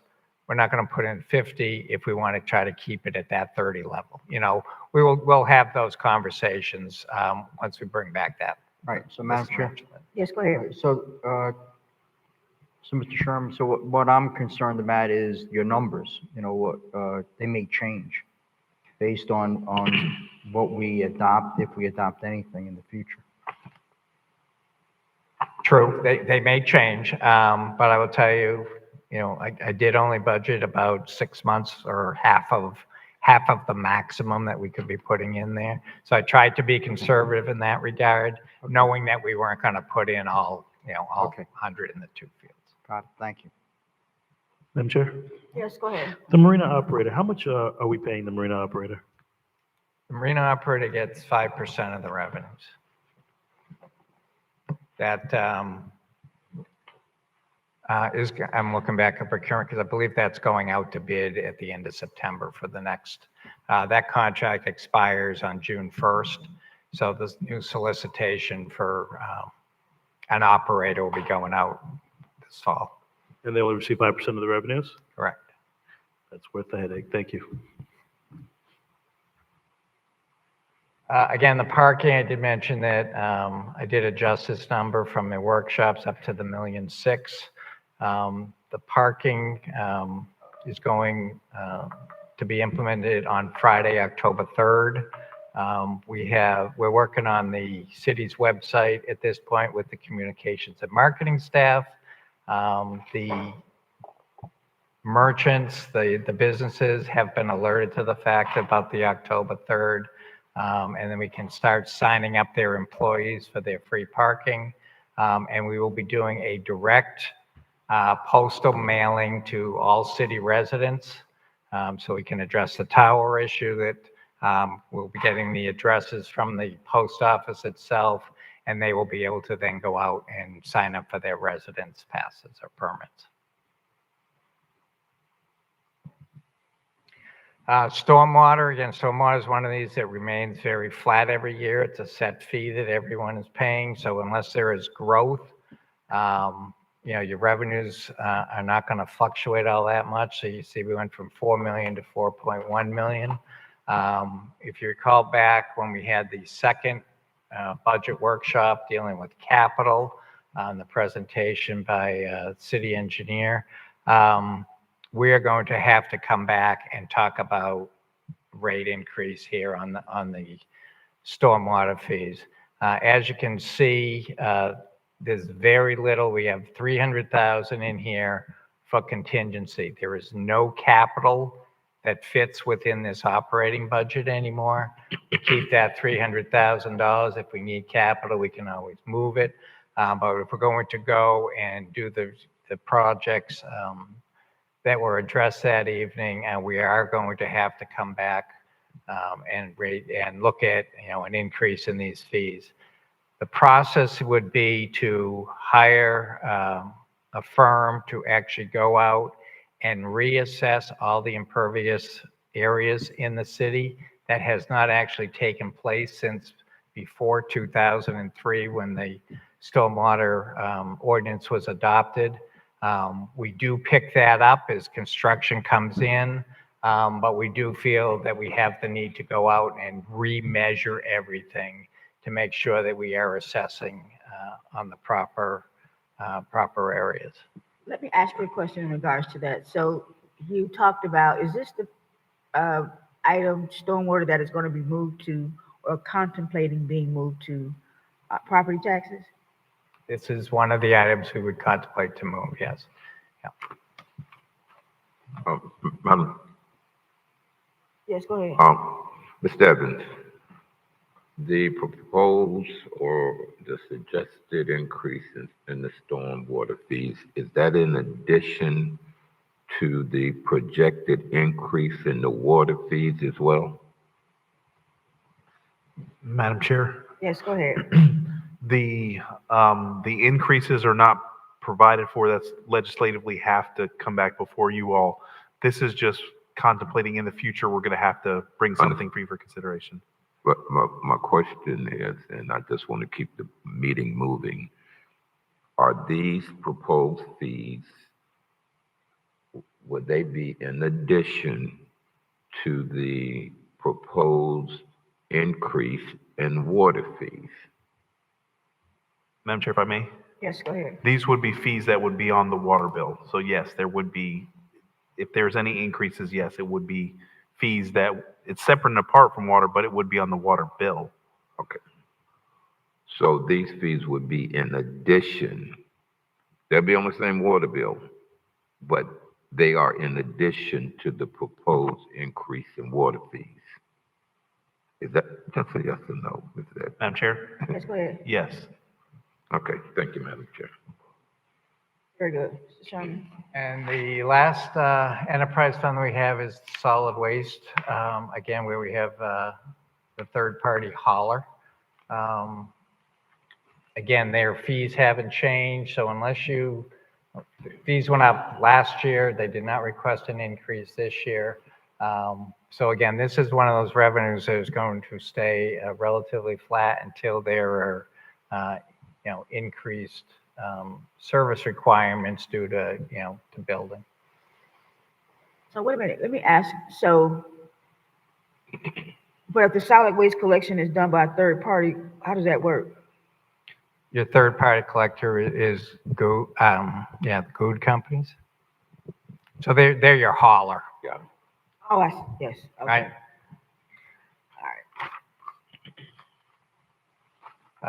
Before we jump into the capital, I do want to remind you, this is your first reading of the ordinances tonight. Your second reading will be on Wednesday, September 17th. And again, that is set for the 6 o'clock meeting. Capital, if you recall back in the public workshop, this does not encompass anything that, again, the city engineer was talking about as far as the major street projects and the like. And this is your 5-year CIP plan. Again, what we did is we took years 2, 3, 4, and 5 from last year's plan, moved it to the left, made it years 1, 2, 3, and 4, and then we added the 5th year on the back. Again, these projects are the pretty standard projects that you see from year to year.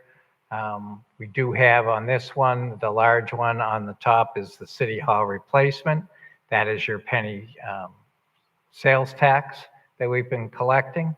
You can see over on the right that is anticipated to be about $28.5 million by the end of this 5-year period. And that actually ends, our collections end in December of this year. And that has not been renewed at the county level. The other one down at the bottom is Station 86. That was approved for the additional funding at the last council meeting.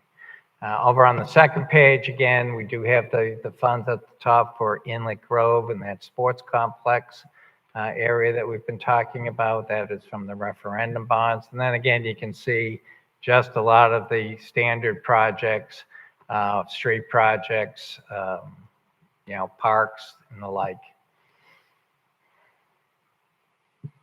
And then finally on the third page, again, you see the police station that we've talked about is on here. But again, the other projects are just rolling from one year to the next. Current in progress. Hold on a second, I'm Mr. sorry? Sean, let me ask you a question about that. Inlet Grove Sports Complex. Sure. Is that the name of it? That's what we carried it in the resolution that was adopted. That does not have to be the final name that's on it at the end of the day. But we carry that because when you adopted the resolution approving those money to go to referendum, that was the title that was on it. Okay, because if we spending that kind of money, it should be Riviera Beach. Yes, yeah. I don't believe at that time we knew the whole school board dynamics that were going on at that point. So the in progress, again, is $150 million worth of projects that staff is working on. And then over the total 5 years, we're at $186 million. Similar on the utility district side. Again, these are, I'm sorry. This is the funding for the $186 million worth of projects. So you see down the left-hand side of various lists of different revenue sources, from the sales tax to grants to impact fees, gas tax, as we mentioned, the $4.25 million we're moving for CIP cash. There's cash projects. The CRA is making some contributions. Again, a variety of sources go into funding your capital projects. And again, you can see over the 5 years. The only thing that we do not currently have funded is that 1,528,000 out in 2028, and that is one of the fire apparatus. That's their large ladder truck that we just don't have funding identified for at this point. But as other projects roll along, you know, that item will be getting funding. On the USD side of the ledger, again, back in 2022, we adopted a number of these projects. We provided 5-year funding, and we have continued these projects, again, rolling them from year to year to year. The big one on here is the intercoastal crossing that we have. You see that there is a force main and a water main for the intercoastal crossing. But again, these projects have been funded in the past, and we continue to fund these out in the future years. On this page, again, down the bottom is your water treatment plant. So you have approved $400 million in addition to the $18 million that we had from ARPA. And to date, they've spent roughly about $10 million of that. And then finally, down at the bottom, you can see in progress, $472 million. Obviously, the majority of that is the water treatment facility. Excuse me. And then the total projects rolling out is $532 million. There aren't as many funding sources for the utility district. We do have, obviously, the capital bonds. And if you look out at the end of that line, notice that's $457 million, which means in addition to the money that we are looking for the water treatment plant, there may be additional requests for capital funding for some of the other projects to cover some of those out years. We do have the grants, and then we have the internal renewal and replacement account. As part of the annual budget, utility makes a transfer into that account every year. It's required by their bond documents. So right now, we have $33 million worth of projects that are operating under that funding source. And again, then moving out, we will fund future projects as well. And again, that is an annual transfer from the operating fund. The only other enterprise fund project that we have out there is the Marina Phase 4. That is actually, it's designed, but it's stalled right now because we need a mitigation plan for the seagrass. We have not been able to get our plan approved at this point, but that's the funding for that. That's been in CIP for about 5 or 6 years at this point. And that is the end of the presentations. Any questions we have for Mr. Sherman? Mind you, this is the first reading, so. Yeah. Go ahead, Mr. Mayor. I'm sorry. Go ahead, Mr. Go ahead, Councilman. No, I just wanted to make a statement about the streets of Monroe Heights. I know nothing was, there was no discussion about those streets, but it's dangerous over there. And I want to get with the city manager to try to do an assessment to see what we can do to try to improve that situation. I know that I'm probably have to go to DC or somewhere begging for funds, but I'm prepared to do that. But we need to have a number that it would take in order to correct the problems over there. So I need an assessment of what it takes to correct it. Thank you. Madam Chair, if I may. Yes, go ahead. We are going to be having the October 1st meeting is the first meeting of the new fiscal year. We are going to be utilizing what is the second half of your meeting to talk about capital and capital projects and bringing the board up to speed. So we'll be able to provide some at least our pathway to look to address some of the concerns that Councilperson Guyton and some of you've shared concerning capital infrastructure, but we'll be discussing that with you on October 1st. Yes, go ahead. I can't remember who was the city manager at the time, but I think we did take a look at trying to redo those streets over there. And so I know Mr. Bailey is familiar with that conversation. So maybe we can circle back and, because we looked into that, and it was a big lift. Yeah. Thank you, Madam Yes, Vice you Chair. can say, Madam Chair, can I talk? I'm sorry, Madam Chair. No, go ahead. No, I was just thanking the Vice Chair for the info. I was aware that someone took a look at it in the past, but I'm sure prices are different, non-costs are different, and I just want to get some accurate numbers, that's all. Madam Thank Chair. you. I'm sorry, Madam Chair. That's fine. So sorry. Any Chair? other questions? Madam Before Chair. we, yes. Thank you, Madam Chair. Mr. Evans or Mr. Sherman, do we have any budgeted dollars for property acquisitions? Madam Chair, if I may. Yes, go ahead. We would usually pull from contingency or other legally available funds for property acquisition. We don't have a specific line item for that, and in some cases, we also work with the CRA to acquire that. But there are some strategic property acquisitions that we may be looking to have conversations with the board, but they're not budgeted as a specific line item in the budgets. What was your question? What was your question? If we have any budgeted, if we have a budgeted category for property acquisitions, because I know that there's some strategic properties that would be prime, especially down our Broadway corridor and our Blue Heron corridor. Similar to when we bought the Miami sub site, we had to take funds from contingency to purchase that, and now we're potentially, hopefully, going to turn that into a larger revenue stream, and then some of the other projects that are coming online. So I think that we need to really look at our Broadway corridor, Madam Chair, and Blue Heron corridor, with the development that we're bringing, to make sure the city brings in-house some of the projects that we can turn into some larger developments. So that was the first thing that I wanted to talk about, as opposed to just having it out of contingency, possibly having a pool that, or a starting point, some seed money so the staff can have that available. Of course, before any money is spent out of that, it comes before the board, has to be approved, but ultimately having that available as opposed to just kind of dipping somewhere. Revenue streams.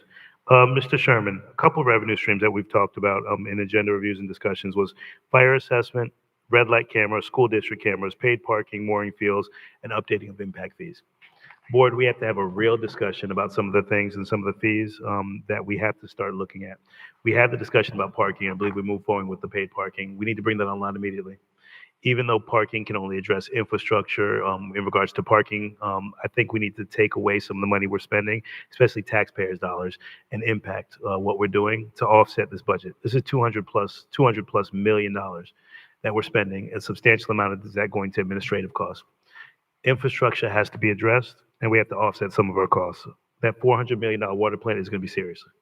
So we have to possibly look at increasing some of these impact fees, looking across the board, the red light assessment, and school district fees that are being charged. And last but not least, we talked, and I actually voted this down, I believe last year or 2 years ago, when we talked about the fire assessment, but possibly bringing that before the board again to have a real discussion about the impact. What does that assessment look like? And moving some of those dollars that's on the water bill over to our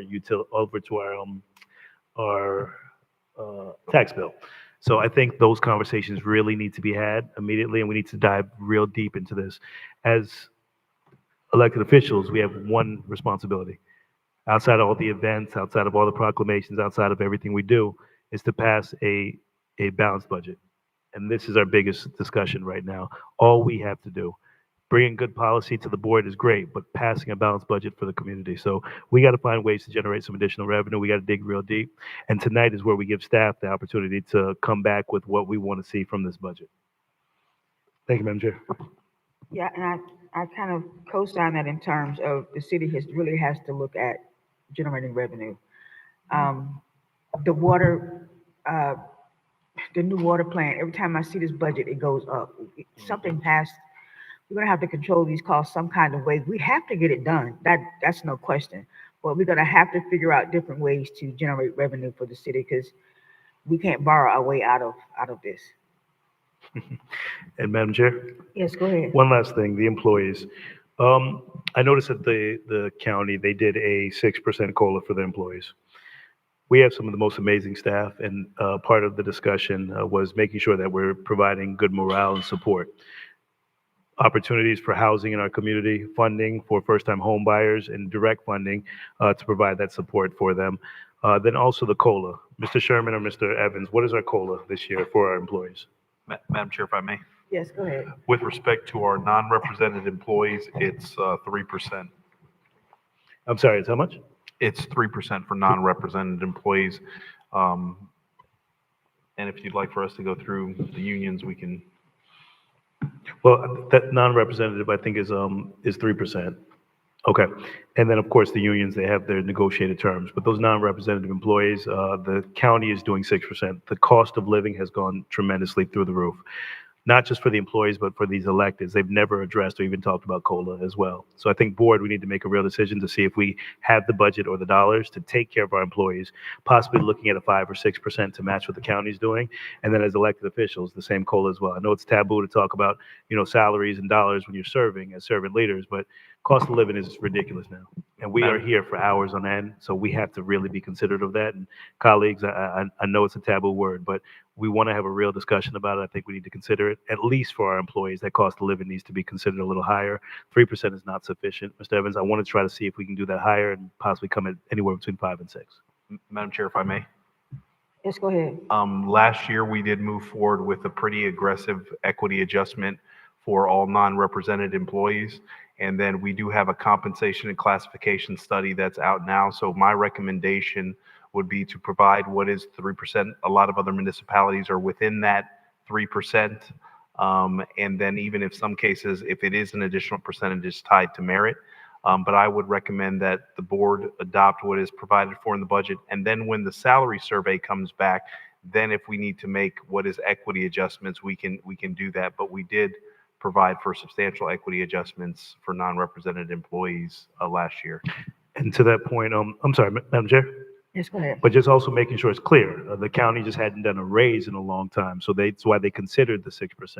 I want to make sure that we're fair across the board because those county employees really deserved it and they needed that support. But I had a good conversation with my county commissioner earlier. They're making sure that our employees are taken care of.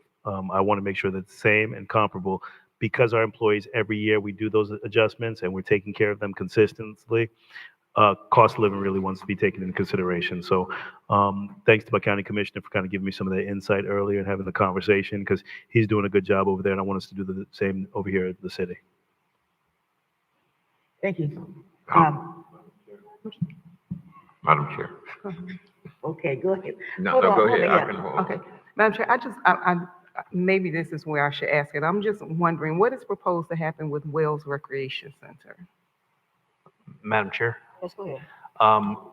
What's going to happen with Wells Recreation Center is contemplated that we would look to reconstruct that particular recreation center. When we talked about it, it was that we would look to move the Wells Recreation Center in partnership with the school board, right, basically a part of the campus that is in Lake Grove, right next to where our new fire station 87 is.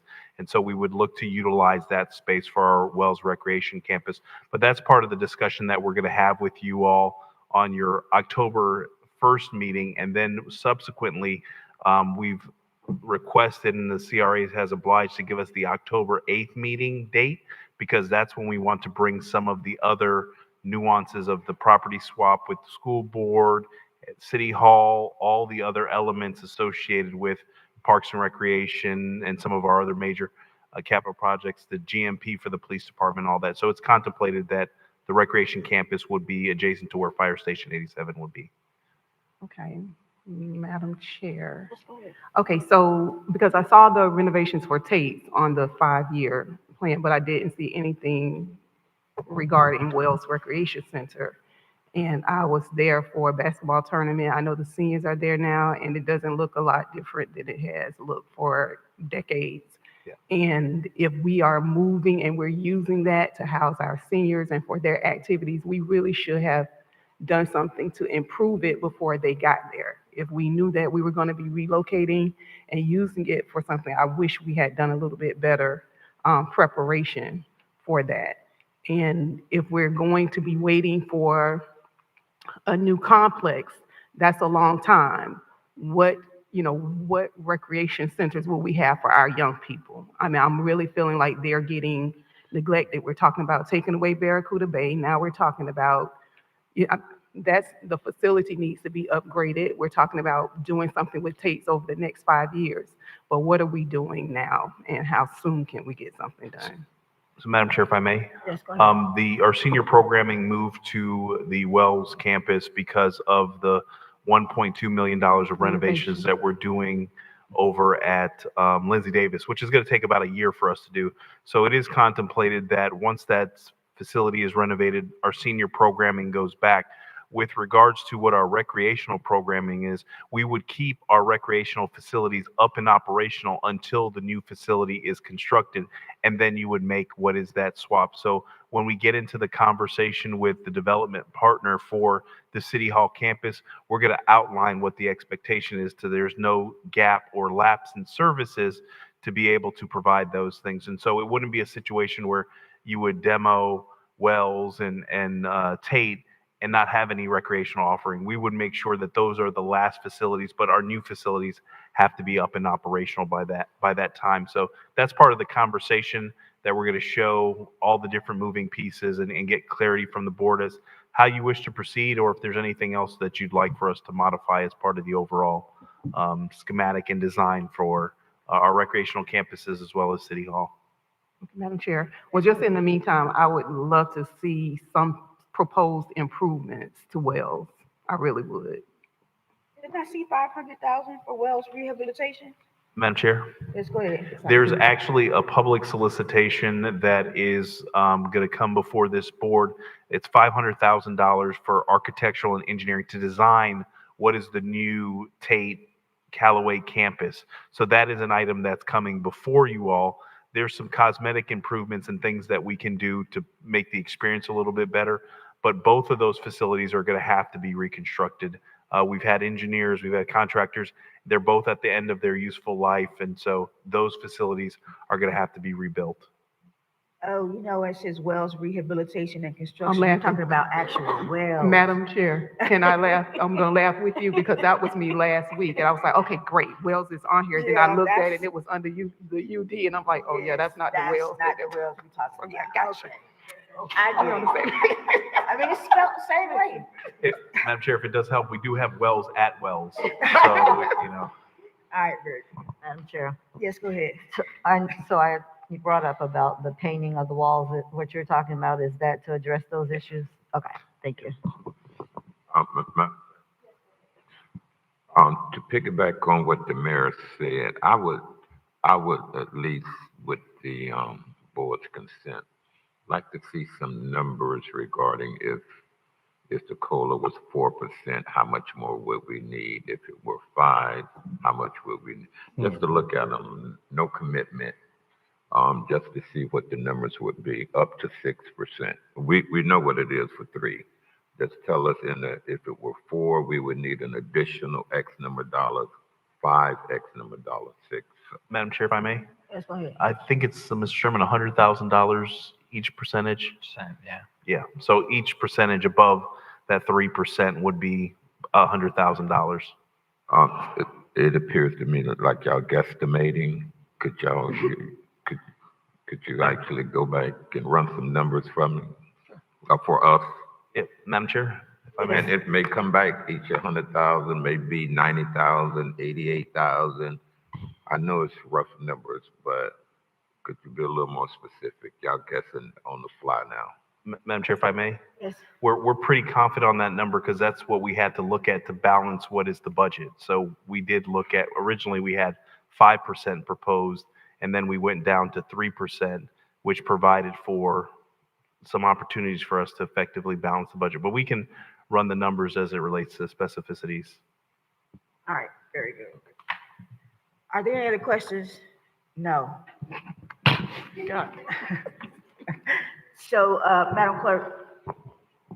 Councilperson Davis Pinier, Yes. Councilperson Guyton, Yes. Chair Pro Tem Miller Anderson, Yes. Councilperson Spiritus, Yes. Chairperson Lanier, Yes. unanimous vote. First reading. Thank you, Mr. Sherman, for your presentation, Mr. Evans. We're going to go now to public comment. We don't have any comment. Public comment shall begin at 7:30 Madam unless, Chair, I apologize. sorry? I'm sorry. You can continue. I do apologize. Okay. Public comment shall begin at 7:30 PM unless there is no further business of the city council, which in that event, it shall begin sooner. In addition, if an item is being considered at 7:30, then comments from the public shall begin immediately after the item has been concluded. Please be reminded, the City Council Board has adopted rules of decorum governing public conduct during official meetings, which has been posted in the front here. In an effort to preserve order, if any other rules are not adhered to, the City Council Chairperson may have any disruptive speaker or attendee removed from the podium, from the meeting and/or building if necessary. Please govern yourselves accordingly. Madam Clerk? Madam Chair, we have 3 public comment cards. They are Lloyd Brown, Margaret Shepherd, and Marie Davis.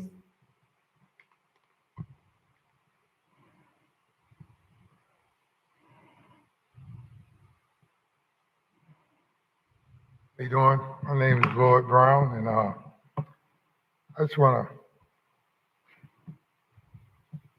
to say something about the Sunshine Law. It's like, let me go back and I'll tell you which one. It's a Florida state statute enacted in 1967 and codified in the chapter 286 of the Florida statute. It says required that all meetings of state and local government and board commissions be open to the public with reasonable public notice and meeting minutes.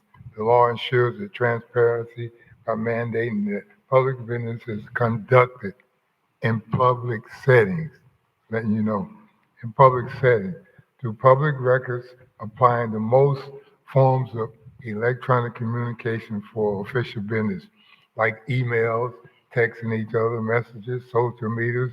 Action taken in private meetings are not legal, binding, and violation can result in penalties such as fines and removal from the office. Okay. And I want to go down here. The purpose and for the enforcement for transparency, that law promotes transparency and accountability in the government operations, and it prohibits corruption. It helps prevent corruption by ensuring that all decisions are made in the public. Violations can result in actions taken in closed meetings being void, and individuals may face removal from office, fines, and even imprisonment.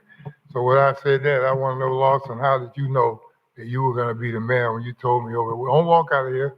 When you went over to, when I was over at Walmart, he told me he was going to be the mayor, and then you said yourself that you were going to pick him. I mean, and in 2016, you done that before. Violate the Sunshine Law, and habits are hard to break. I broke the habit of smoking crack, but I don't think you broke the habit you got of talking outside of this building. And then when you and him lean over to each other. Sir, you cannot point out any Well, I individual won't council point nobody, person. but when you council members lean over to each other and talk, the public should know what you're saying. You can't just lean over and discuss anything in here that's not coming through those speakers. And you do it. You do it all the time. And then another friend of mine said, if you're going to arrest him for an open container, look at your chief, whoever it is who's putting you out there to do that. Because I prefer to be ran into by a guy walking. I mean, we got to, come on now. Y'all know y'all violated the Sunshine Law. That's why he walked out. He told me up there to Walmart that he was going to be the mayor before y'all even voted. But the people who were in here, who came up here and spilled out your guts, y'all ain't nothing but a bunch of chumps. The next speaker is Margaret Shepherd, followed by Marie Davis.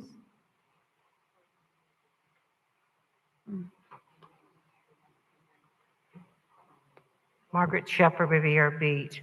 To Deborah Hall McCollum, this morning I got from Uber, they brought these beautiful flowers from your senior citizens, and they see you on Channel 18. I was supposed to buy the flowers last week, but I did not have a chance. So they came by Uber today, and in there they put a little sweets for your sweets. And they want to say thank you for being you. for being a master, Ms. Clerk. Thank you. So Okay, it thank you. comes special here.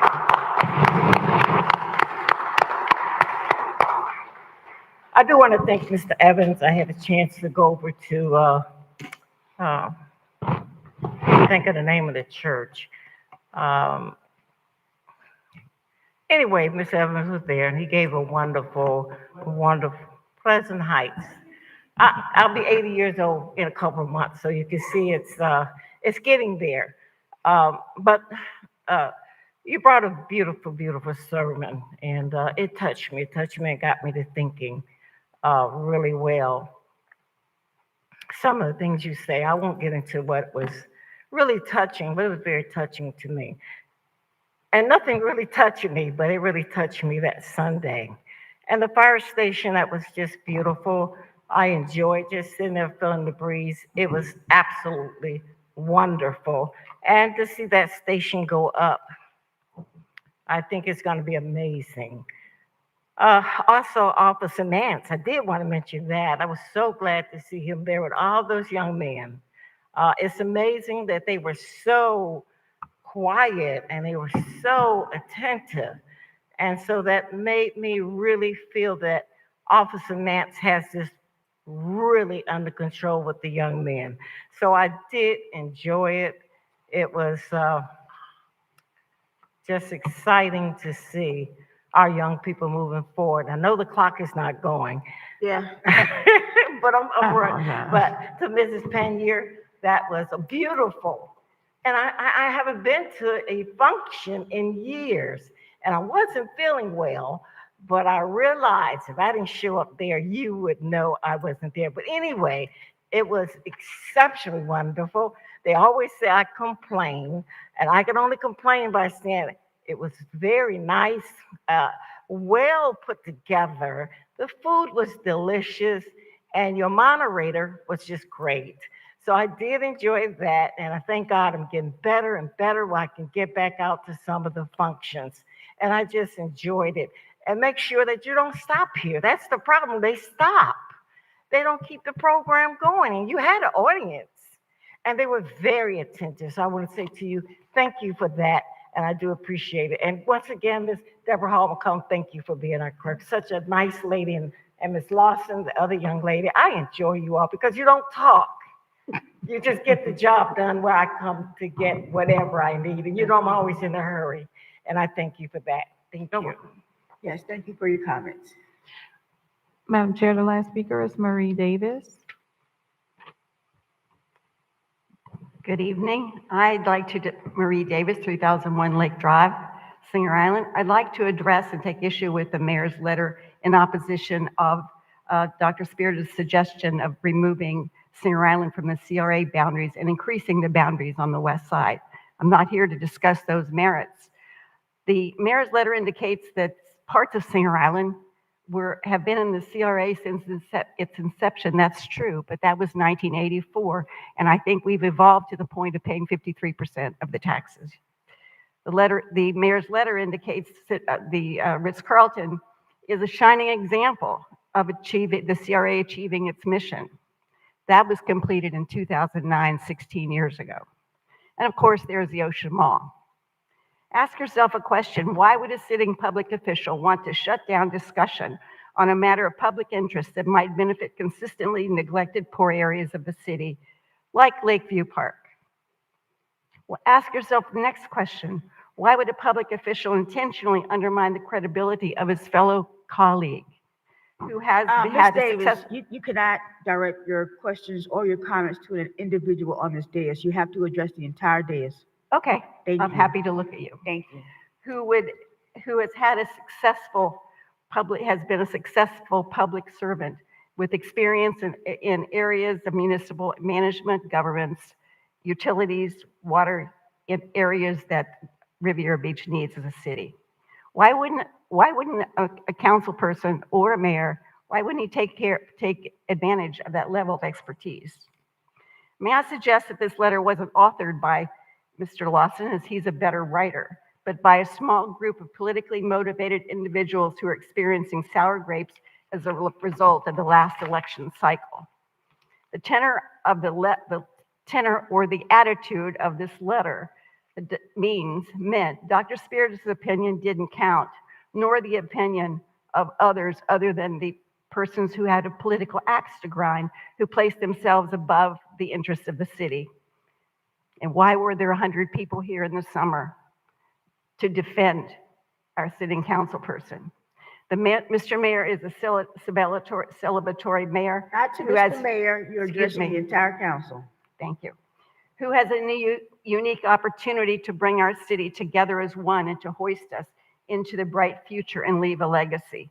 Residents expect elected officials to be held to a higher standard of civility, courtesy, honesty, and common sense. Some have chosen the path of divisiveness, disregard towards fellow colleagues and our residents. It becomes about personal egos and emotions and not the business at hand. The infighting's not new. Listen and read the Palm Beach Post for the last 30 years. Thank you so much. Comments, thank you. Madam Chair, Yes, go ahead, sir. 2 comments that were made that I just wanted to clarify the record for. I'm sorry that the tone was not up to the liking of certain readers, but the letter was crafted and authored by myself indirectly to clearly articulate the feelings of not removing our CRA. So this is a city council meeting, but I just wanted to clarify the record since it was brought tonight. And address the concerns of another speaker that sunshine would be violated. I don't want to take that lightly, and we typically don't comment on certain things, but this community and these residents need to understand that we're here to serve this community. In conversation with a certain resident at Walmart, the direct quote was, "If appointed to the mayor, I would love to have an opportunity to have a conversation with you." Nor was I sitting on the board, nor was that a violation of sunshine. So when people throw things out like this and catchphrases, unfortunately, it triggers certain antics in our community. And I want to make sure that the record's always clear when it comes to how do we serve, and we serve with integrity on this board. And I'm honored to serve as the mayor, as an appointed mayor, and continue to serve graciously with my colleagues, including every single one on this board. Thank you, Madam Chair. Thank you for your comments. And I also like to add that, there were 11 candidates for mayor, and I got a call from every one of them. So everybody called me as well. And not just Mr. Lawson, but the whole entire 11, to be clear. Let's go to our next item, Madam Clerk. Madam Chair, is item 9D, ordinance number 4288, an ordinance of the City Council of the City of Riviera Beach, Palm Beach County, Florida, modifying and updating the city's 5-year capital projects plan for fiscal years 2025, 2026 through 2029, 2030, providing for a severability clause and providing for an effective date. Madam Chair, we do not have comment cards on this item. The acceptance of the cards is closed. So moved. Second. Mr. Evans? Madam Chair, members of the board, this is the adoption of the capital improvements plan. This was provided as part of the presentation that you heard from Mr. Sherman and myself. Staff recommends approval. Thank you. Any comments? Madam Clerk? Councilperson Davis Panier, Councilperson Guyton, Chair Pro Tem Miller Anderson, Yes. Councilperson Spiritus, Yes. Chairperson Lanier. Yes. The item passes. Councilperson Davis Panier, we're voting on ordinance number 4288. Start right there, yes. Okay. The item passes with Councilperson Guyton out. Thank you. Next item, please. Madam Chair, we are on an item that was added to the agenda, external auditor information. That is Bruce, I'm sorry, Mr. Guyton brought that one up. Let us move, Mr. Evans, to your comment regarding the Education Committee. Yes, Madam Chair, if I may. Just very briefly, we had an opportunity to convene a meeting at the Education Advisory Board, and there were some items that came up as part of the Education Advisory Board, and we proposed these particular items to the board and asked if there was concurrence from the board to bring these items before you for consideration. So one being that we have expended to date approximately $90,000 of monies in the READ program, and one of the things that we wanted to do was facilitate encumbrances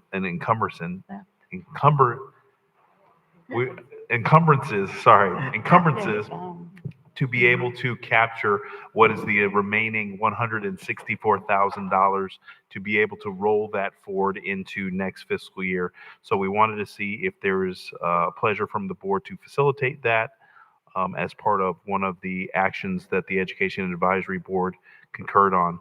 Also, the Education Advisory Board did agree with a situation that we wanted to utilize approximately $20,000 from the READ money to facilitate an SAT, ACT boot camp, and that will actually come from the encumbrances from the 164. So the amount that we don't expend this fiscal year, we wanted to look to move that forward, but we wanted to utilize about $20,000 for the SAT, ACT boot camp.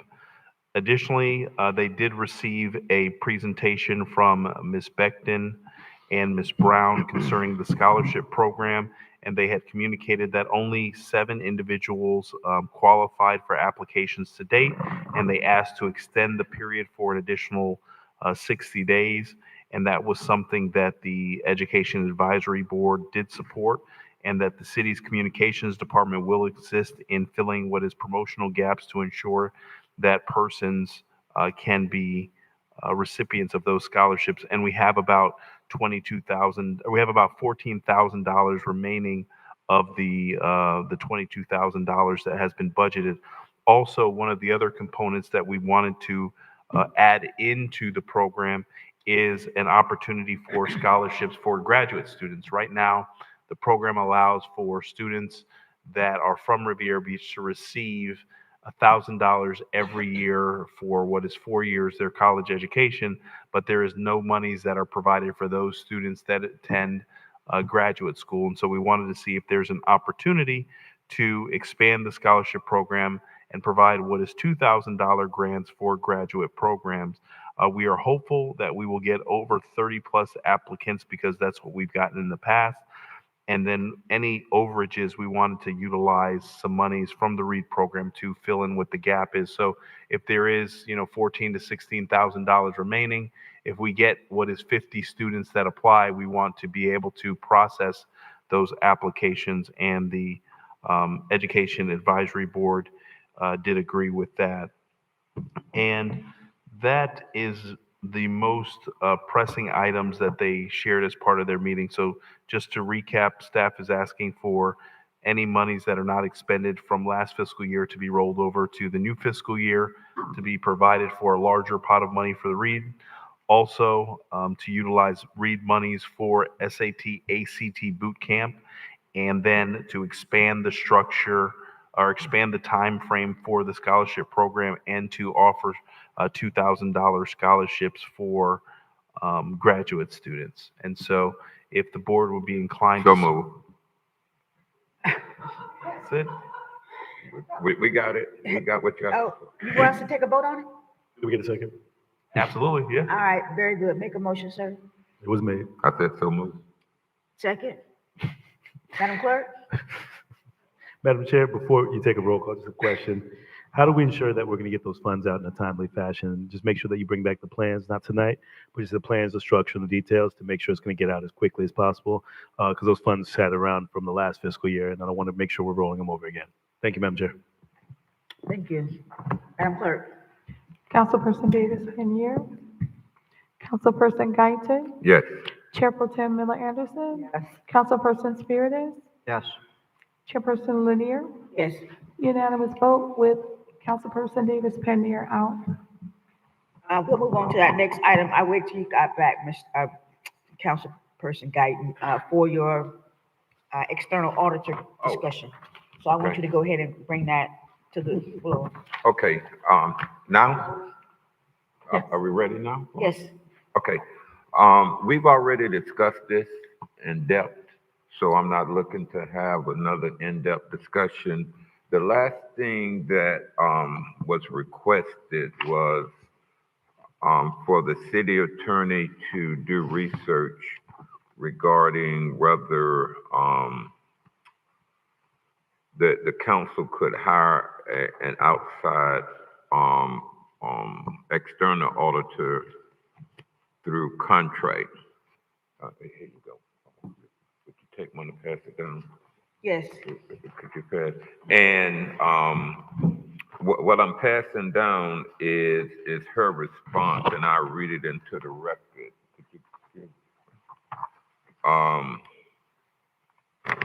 And it says, Dear Mayor and City Council, at our last City Council meeting, the question was asked regarding whether or not the council could hire an internal auditor who would report directly to the council. The answer is yes, based upon Florida law, the city charter, and code of ordinances. The city council may contract with an independent internal auditor who reports directly to the city council. That was at the bottom of the page. And there is some more supporting information within the email that the city attorney sent. As I indicated, we've discussed this at length. Tonight, I'm not trying to develop a scope of service or anything. I would like to move forward with putting this on the agenda to first approve it and then put it on the agenda to discuss the scope of services at a meeting in the future. Very good. So, Mr. Evans, Madam Attorney, what does this look like in terms of bringing this back? What does it look like? First of all, has this ever happened before in terms of a council contracting with an entity or someone? So on the chart that we gave you all, there are some external contracted, for instance, the Village of Wellington and the City of Green Acres. Internal, many of them report to the council, but it's outlined in their charter. The ones that are not outlined in the charter report to the city manager. However, as the email I sent to you all states, there's nothing to prevent you from hiring because you enter into contracts at almost every meeting you have. So there's nothing to prevent you from doing that. And I do remember the manager stated that in the event you were to decide that you wanted an internal auditor to report to the council under contract, that he would still like to have the position in his budget for items that he has. Right. Madam Chair. Yes, go ahead. Before I forget, I know that Mr. Lewis was here to comment on this issue.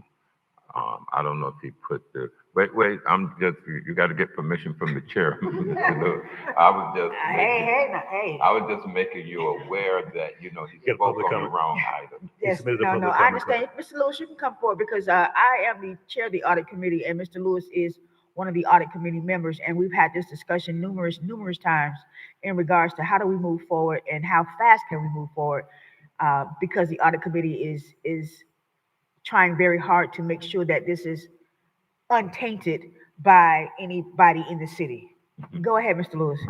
Scott Lewis, I'm on the audit committee. I am our audit committee unanimous vote. It needs to be a person. They wanted a contract person from the audit committee. That was voted on. That person should not report to the manager, should report directly to the board. And we wanted to make sure that that person wasn't under the direct influence of the manager, because you can't have the fox guarding the hen house. You have got to have an independent internal auditor who is free to audit without constraint. And I've been 2.5 years.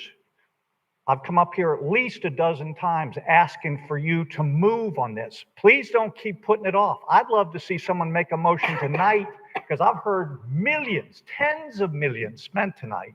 We're talking about a drop in the bucket to help ensure that every dollar you're taking out of a pocket over here from hardworking people, that you're not throwing it away on more pickleball courts and saunas.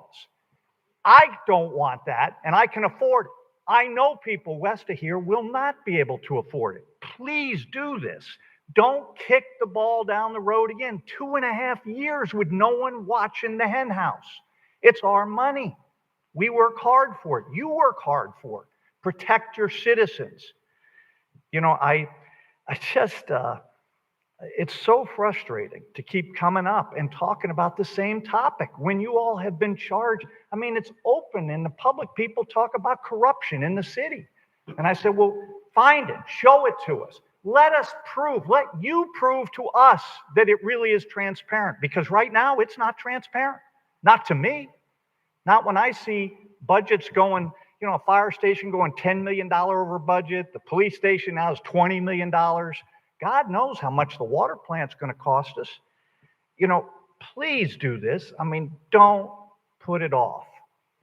Hire someone. Put out a bid. Let the audit committee filter through the proposals, then kick it up to you with the top 2 or 3 and let you all pick. And then make it where it's a super majority that's got to fire them, so that there's not political games going on with 3 people getting together. It's got to be 4 of you, because this is one of the most important positions you're going to have in the city. And, you know, to kick this person off, the city has saved at least $250,000 by not having anybody in the position for the last 2.5 years. My suggestion, that money went somewhere, bring it back in, do a one-time forensic audit, and kick this person off with a clean record that they can stand on and trust, and tell us that this is transparent. We're doing our job. Thank you so much. Thank you so much. Madam Chair? Yes, go ahead, sir. Okay, so I hear what everyone's saying, but I just have to try and get this straight, because I think we're all over the place right now with what we want this person to do.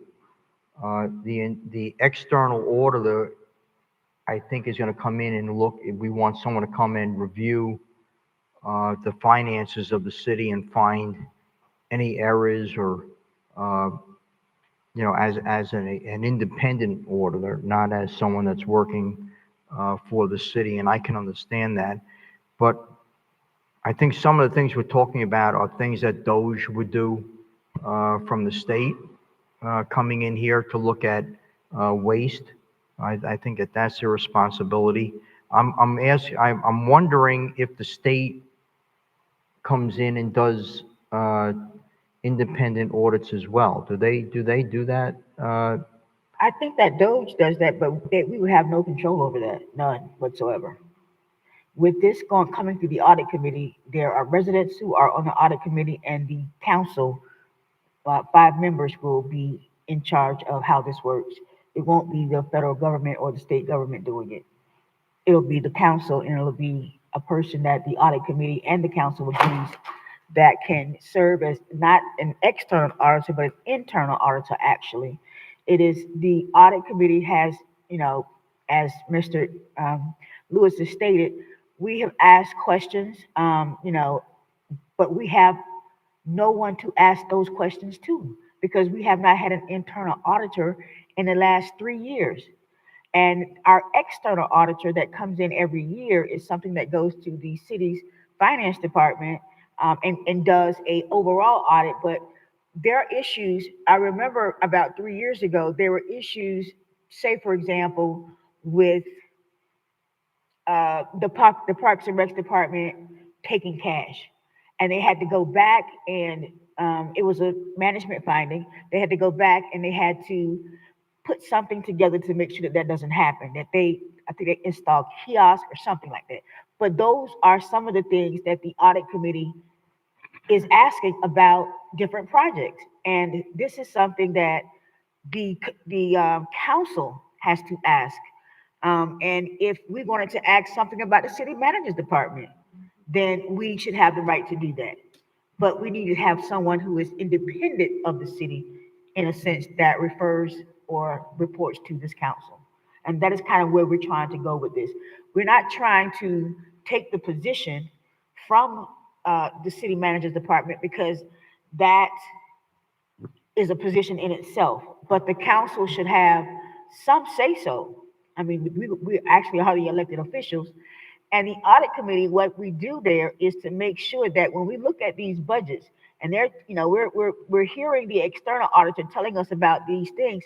They cannot go into detail with a lot of these issues that we ask. They just don't go into that kind of level of detail. And so we have outstanding questions. I know for a fact for the last 3 years, but there is nobody to ask because the external auditor does not go in that amount of detail, does not go that deep into or in the weeds, so to speak, with these type of issues. And I think that we have the right to, as a board, to ask those questions. And especially, and I think I'm going to cut you off, but especially given the amount of projects, it's almost $1 billion on the table right now with fire stations, with water plants, with police stations, with the whole Parks and Recs, the new City Hall. There's a lot of money out here. And we should have the right independently to know how that money is being spent. And the audit committee is the watchdog, so to speak, of making sure that that's done correctly.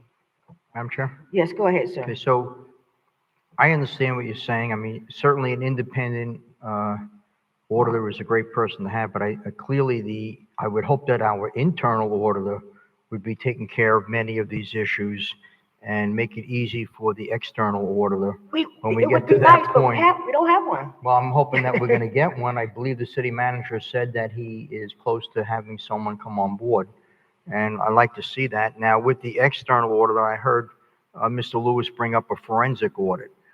Those are different things. Right. So are we looking to do a forensic audit and an external auditor right now? Are we just looking to hire a contract external auditor and look for a possible forensic audit later? I mean, No, that is not on the table. That's a discussion that the committee has to agree on, vote on, and bring back to the council to agree and vote on. That's not something that we can kind of willy-nilly just say because that is no, very, very. I important. disagree. I think actually I can make the motion right now if I want for a forensic Of audit. course you without can. without the committee doing that. And So that's I'm why, just, no, I'm sorry, I didn't mean to cut you off, but All right, that's why I so- said that it has to be voted on to be able to move forward. right, but we Yes. don't need the auditing committee to do that. We have the authority to do that right here. So I'm just trying to get it straight. We're just looking to do right now a contract external auditor.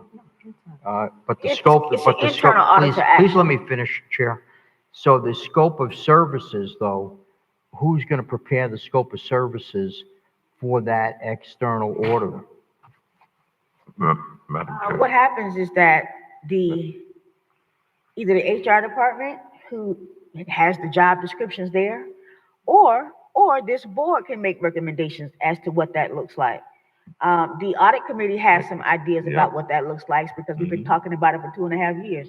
So those are kind of the avenues in which we can bring something like that together. Madam Chair? Well, shouldn't we, I mean, I'm in favor of having an external auditor. You know, It's I internal. asked, You keep saying if you external. remember a year and a half ago, I asked for a forensic audit. But I would like to, I just think that we have to have a scope of services for something what we're voting on. We really don't know what we're voting on Madam right Chair, now. I'm Yes, sorry. that's exactly what Commissioner Godin said.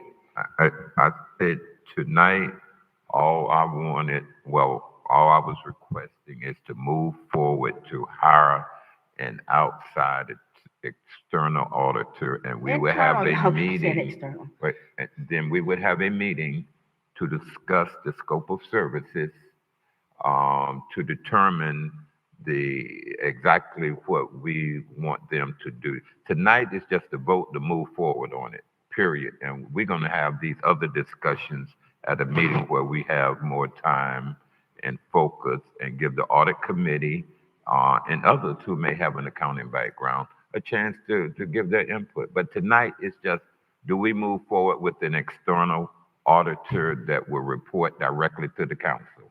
Madam That's it. Chair? Are Madam you Chair? finished? Hold on a second. Are you finished? I am. I'm ready to Okay. put a motion on the floor. So, All right, go ahead. so we're just saying that we want to move forward with hiring an external auditor. And then when then we'll go to HR or whatever to go out and put this out. We'll determine the scope of services before we hire somebody. We'll know what those scope of services are and we'll have to vote on that, correct? We're gonna bring it back so we can have a discussion about the scope of services. It may not be just HR. I would hope that the audit committee would give their input into what the scope of services may look like. Tonight is just to move forward, and we'll come back and discuss the rest of these details that you're asking about. Madam Chair? Yes, go. Thank- Hold on one second, Mayor. Thank Hold on you, one Madam second. Mr. Evans?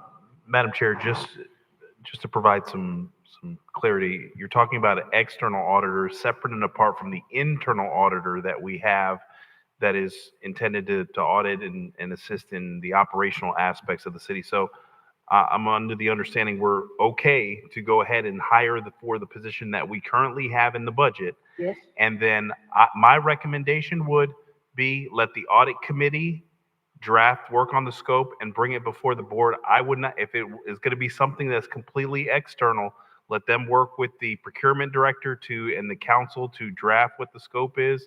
And then as opposed to having it commingled with HR developing this. And I think you should keep it, if you're going to go that way, I think you should keep it entirely separate.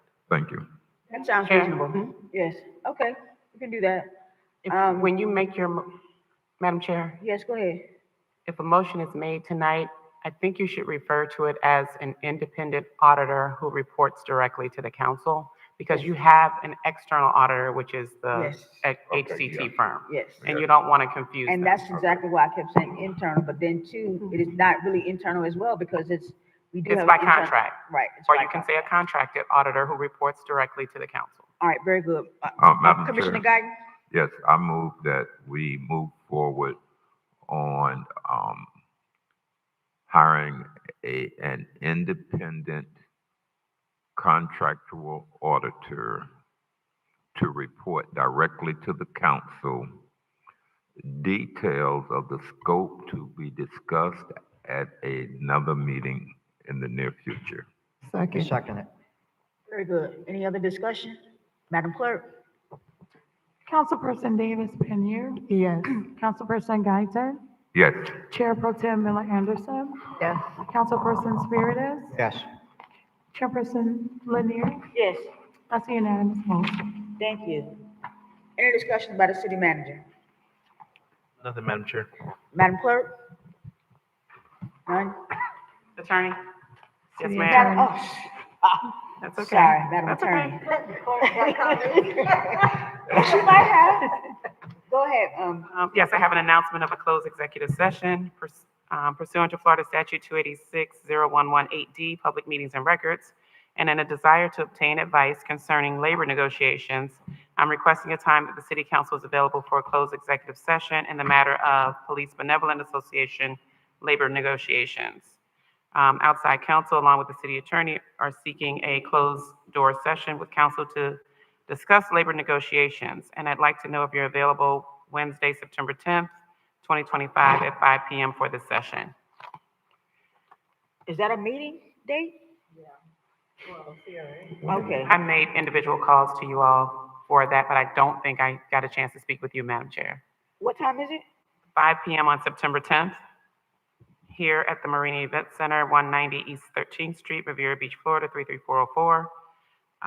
Those persons in attendance will be City Attorney Dawn Nguyen and/or Assistant City Attorney Corey Smith, outside counsel Brett Schneider of Weiss Serota, Huffman, Cole, and Bierman, Mayor Douglas Lawson, members of the City Council, City Manager Jonathan Evans, Assistant City Manager Deirdre Jacobs, Union Negotiating Team members, Chief of Police Michael Coleman, Deputy Police Chief Kevin Coppin, Human Resources Director Tennille DeCoste, Finance Director Randy Sherman, and Assistant Finance Director Nydia Reynolds. Again, the subject matter of the closed executive session shall be restricted to Police Benevolent Association labor negotiations. So you said two meetings? I beg your pardon? You said one meeting or two meetings? One meeting. Okay, September 10th, 5 p.m. 5 p.m. All right. Thank you. That's it? Yes. Commissioner Spiritus, comments? First, I'd like to thank all the people from Singer Island who came to voice their opinion with respect to the CRA boundary. I would also like to thank all those people in the city and our fire department, the city manager and the city council for approving the new firehouse on Singer Island. We had a great groundbreaking ceremony and we're all looking forward to the new firehouse. Thank you. Commissioner Paneer?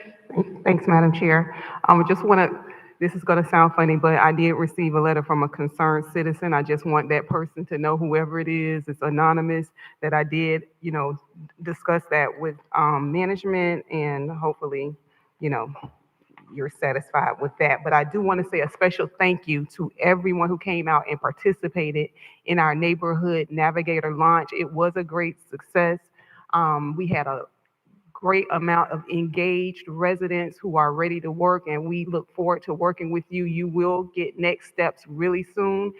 We thank you again. I want to thank the manager's office, Ms. Chandra Stringer, Ms. Takoya, and Ms. Sharina for helping make the event a great success. And again, we just look forward to continuing to engage our residents. It was our Neighborhood Navigator launch and our Emerging Leaders series. So again, thank you all so much. We are glad. Thank you, Ms. Joy and the Funky Cafe, for the delicious food, and all of those who donated, any type of items or gifts or your time. Again, thank you so much. Appreciate you. Thank you. Mayor? Thank you, Madam Chair. Mr. Evans, where are we with the agent of record update? When is that coming back before the board? Madam Chair. Yes, go ahead. That has to go back through what is the procurement process, so we can provide an email update. So they have to go through, the committee has to reconvene to look at all the proposals. That, when you say go back through the procurement process, what do you mean? The committee has to rank, has to go through and review the proposals, and those that were eliminated because they didn't have the particular certificate of insurance.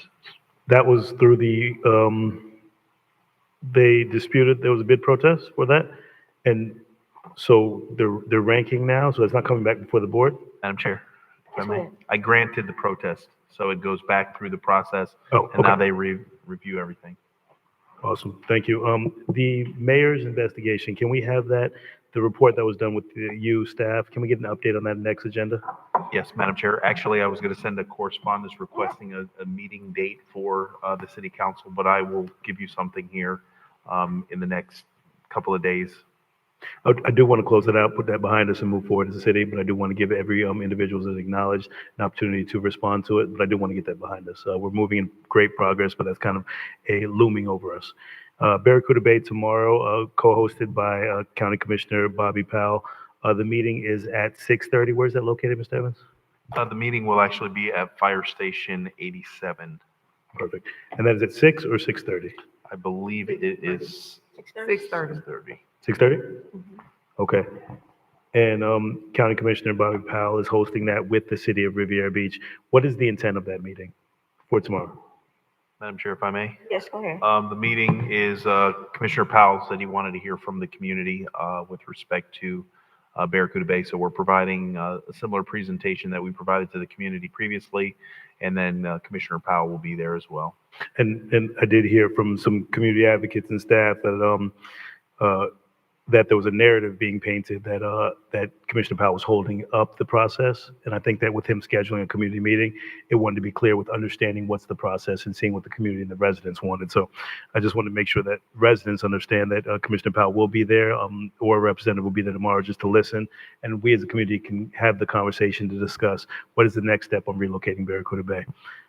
And Madam Chair, just Yes, go ahead. Commissioner Powell is not holding up the process. He just asked for this meeting because he has some legislative action he has to take on the county side and wanted the opportunity. And thank you for clarifying that. That narrative was painted out by residents in the community. I just want to make sure that he's not holding up the process. He's just part of the process and wants to understand what the residents want the best. So thank you for that. And a couple of recommendations that I did make, colleagues, during the meeting. I definitely want us to take into consideration. Thank you, Councilman Guyton, Ms. Miller Anderson. I had a few conversations with Ms. Councilwoman Lanier. If we can have some time just to talk a little bit about the mayor's listening tour that I did, it really was outlined within the budget. I had a great opportunity to hear from the residents, to hear some of the concerns and see how we could identify and really dig deeper into the feedback for what the residents want to see from this budget. And every single one of us have met consistently with residents. But I think that if we really dive deep, we really touched on that auditor, which was very important within the community. We touched on the communications department. So Those were important things, and if you guys got a chance to read through the report, that actually was outlined. 65% of our residents just wanted better communications internally and externally. So that's why I want us to make sure we address those, have clear conversations, and if my colleagues can take the time to actually set a meeting to discuss some of the concerns, or even just give some feedback from what they saw throughout the report, that we can kind of see what we can add, that'd be greatly appreciated as well. And Ms. Miller Anderson, I believe you're going to be announcing youth council as well, so I'll leave that for you. Thank you, ma'am. Yes, go ahead. Thank you, sir. Ms. You want me to do it? And I'm sorry, Madam Chair, last thing. Just to kick off Youth Council, we will be updating that date. As you see, apply now. I believe, no, actually, it's open now. The applications will be open. And we did update the interest meeting. So the Youth Council, Miss Western did present with our interns from the summer. We actually did launch the Youth Council, got it approved unanimously by our board, and we're going to be providing opportunity. I need every resident, every individual that's connected for our kids in the community to make sure you're involved. We're looking for 13 strong candidates to be selected by this board. So every kid that lives in the city of Riviera Beach, you have an opportunity to participate, because these young people, we want them involved. From city manager to administration to mayors to elected officials. This youth council will give clear direction, especially when it comes to our Barracuda Bay, when it comes to our parks and recs, when it comes to engagement and insight to what's happening. So this is our marketing. We're gonna be pushing this out. Staff will be pushing this out, but most importantly, residents that are watching, get your young people involved, because this is how we build our next generation. So thank you, Madam Chair, for that time. Thank you. Chief, can I see you afterwards, please? Madam Chair? Yes, go ahead. Just to add on to what the mayor stated, the students must live in the city of Riviera Beach, and they will have to provide proof of residence. Also, they need to be ages 14 to 18 or entering grades, or already in grades 9 through 12, and carry a 3.0 GPA. So those are just some of the things to think about. The information is up there. You can reach out and get more information. The location we'll let you know by phone when you give us a call. It should be at the library, but Ms. Akira Wester will be working with Ms. Hayes, I believe, Dr. Hayes, Mr. Evans said. And so they'll be like the face of the youth council. Mr. Mayor and I have been working really closely with each other and Ms. Akira, as well as the 2 interns that he had. And so we want to make sure that this goes off pretty well. And there is the Youth Council conference was not held during the Florida League of Cities. They have their own day now, and it's in November. So hopefully they'll be able to participate once we get going. I know the chair has her gavel in her hand and look like she's ready to hit it, but he has something and I have something too. So let's listen to this. So I don't hope we didn't, I think we just kind of overlooked it, but to recognize that we lost one of our Riviera Beach journalists for South Florida Times, Miss Daphne Taylor. So just I want to make sure that we keep her family in prayer. I know she did a lot of articles on the city of Riviera Beach, and she truly loved the city of Riviera Beach. So keep her family in your prayers. And then the last thing is, I do want to acknowledge, if you all would give me a minute or two, because I think it's important to read this. On yesterday or the day before, I think it was the day before, I got an email from a resident that was living next door to some squatters that had taken over a property. And so she reached out, and we reached out to the city manager and Chief Coleman, as well as code compliance. I'm not gonna mess up his name, but I reached out to them and they were able to address the issue. But the funny thing about it is, the resident asked me, she was so pleased with how they came and handled everything that she wrote a very personal letter to give kudos to Acting Major Kaman. And she even said she wanted to contact my supervisor so that I could get a letter of commendation. So I told her, I'll get you the letter. she asked me, was Miss Wester my supervisor? And I said, the voters are my supervisor. So your email is good. But I just want to read a little bit quickly, if it's possible, that she wrote for Acting Major Kaman. She said, words can't even describe how much my family and I appreciate what you did to help with the squatter issue in the home next door to us, but I will try. Because of your determination and record time, after receiving the complaint, you called me and made time to hear the concerns of me and my family. Because of your determination, you dispatched a crew of officers to our neighborhood to investigate in real time the issues of concern. Then you personally arrived on the scene to lend your expertise and compassion to keep the case moving forward.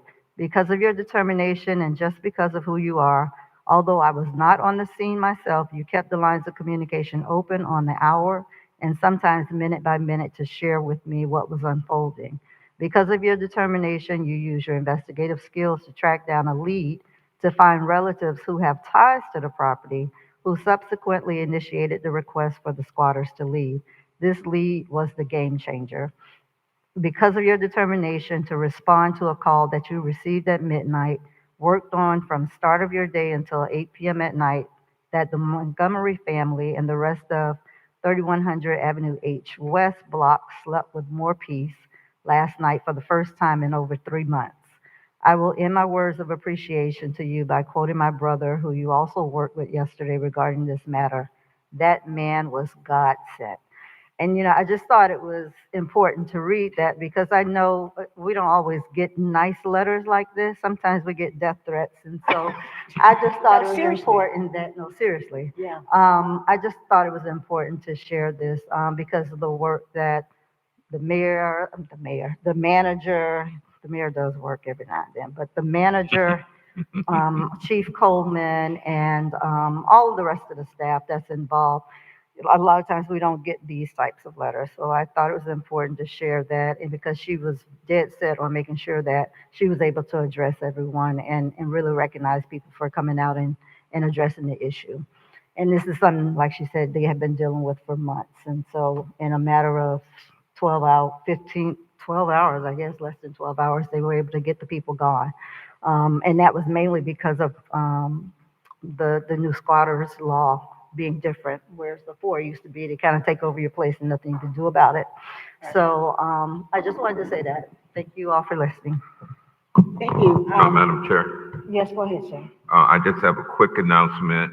I'm having a community meeting regarding the 1320 West Blue Heron Boulevard Development Project on Tuesday, September the 9th at the Riviera Beach Library.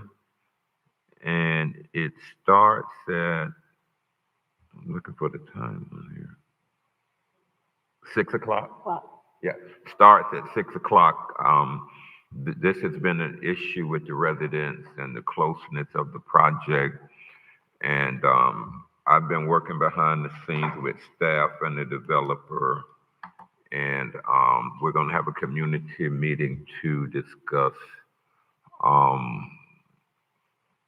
how we can try to at least address some of the things that the residents are complaining about. So Tuesday at 6 o'clock, we're having that community meeting.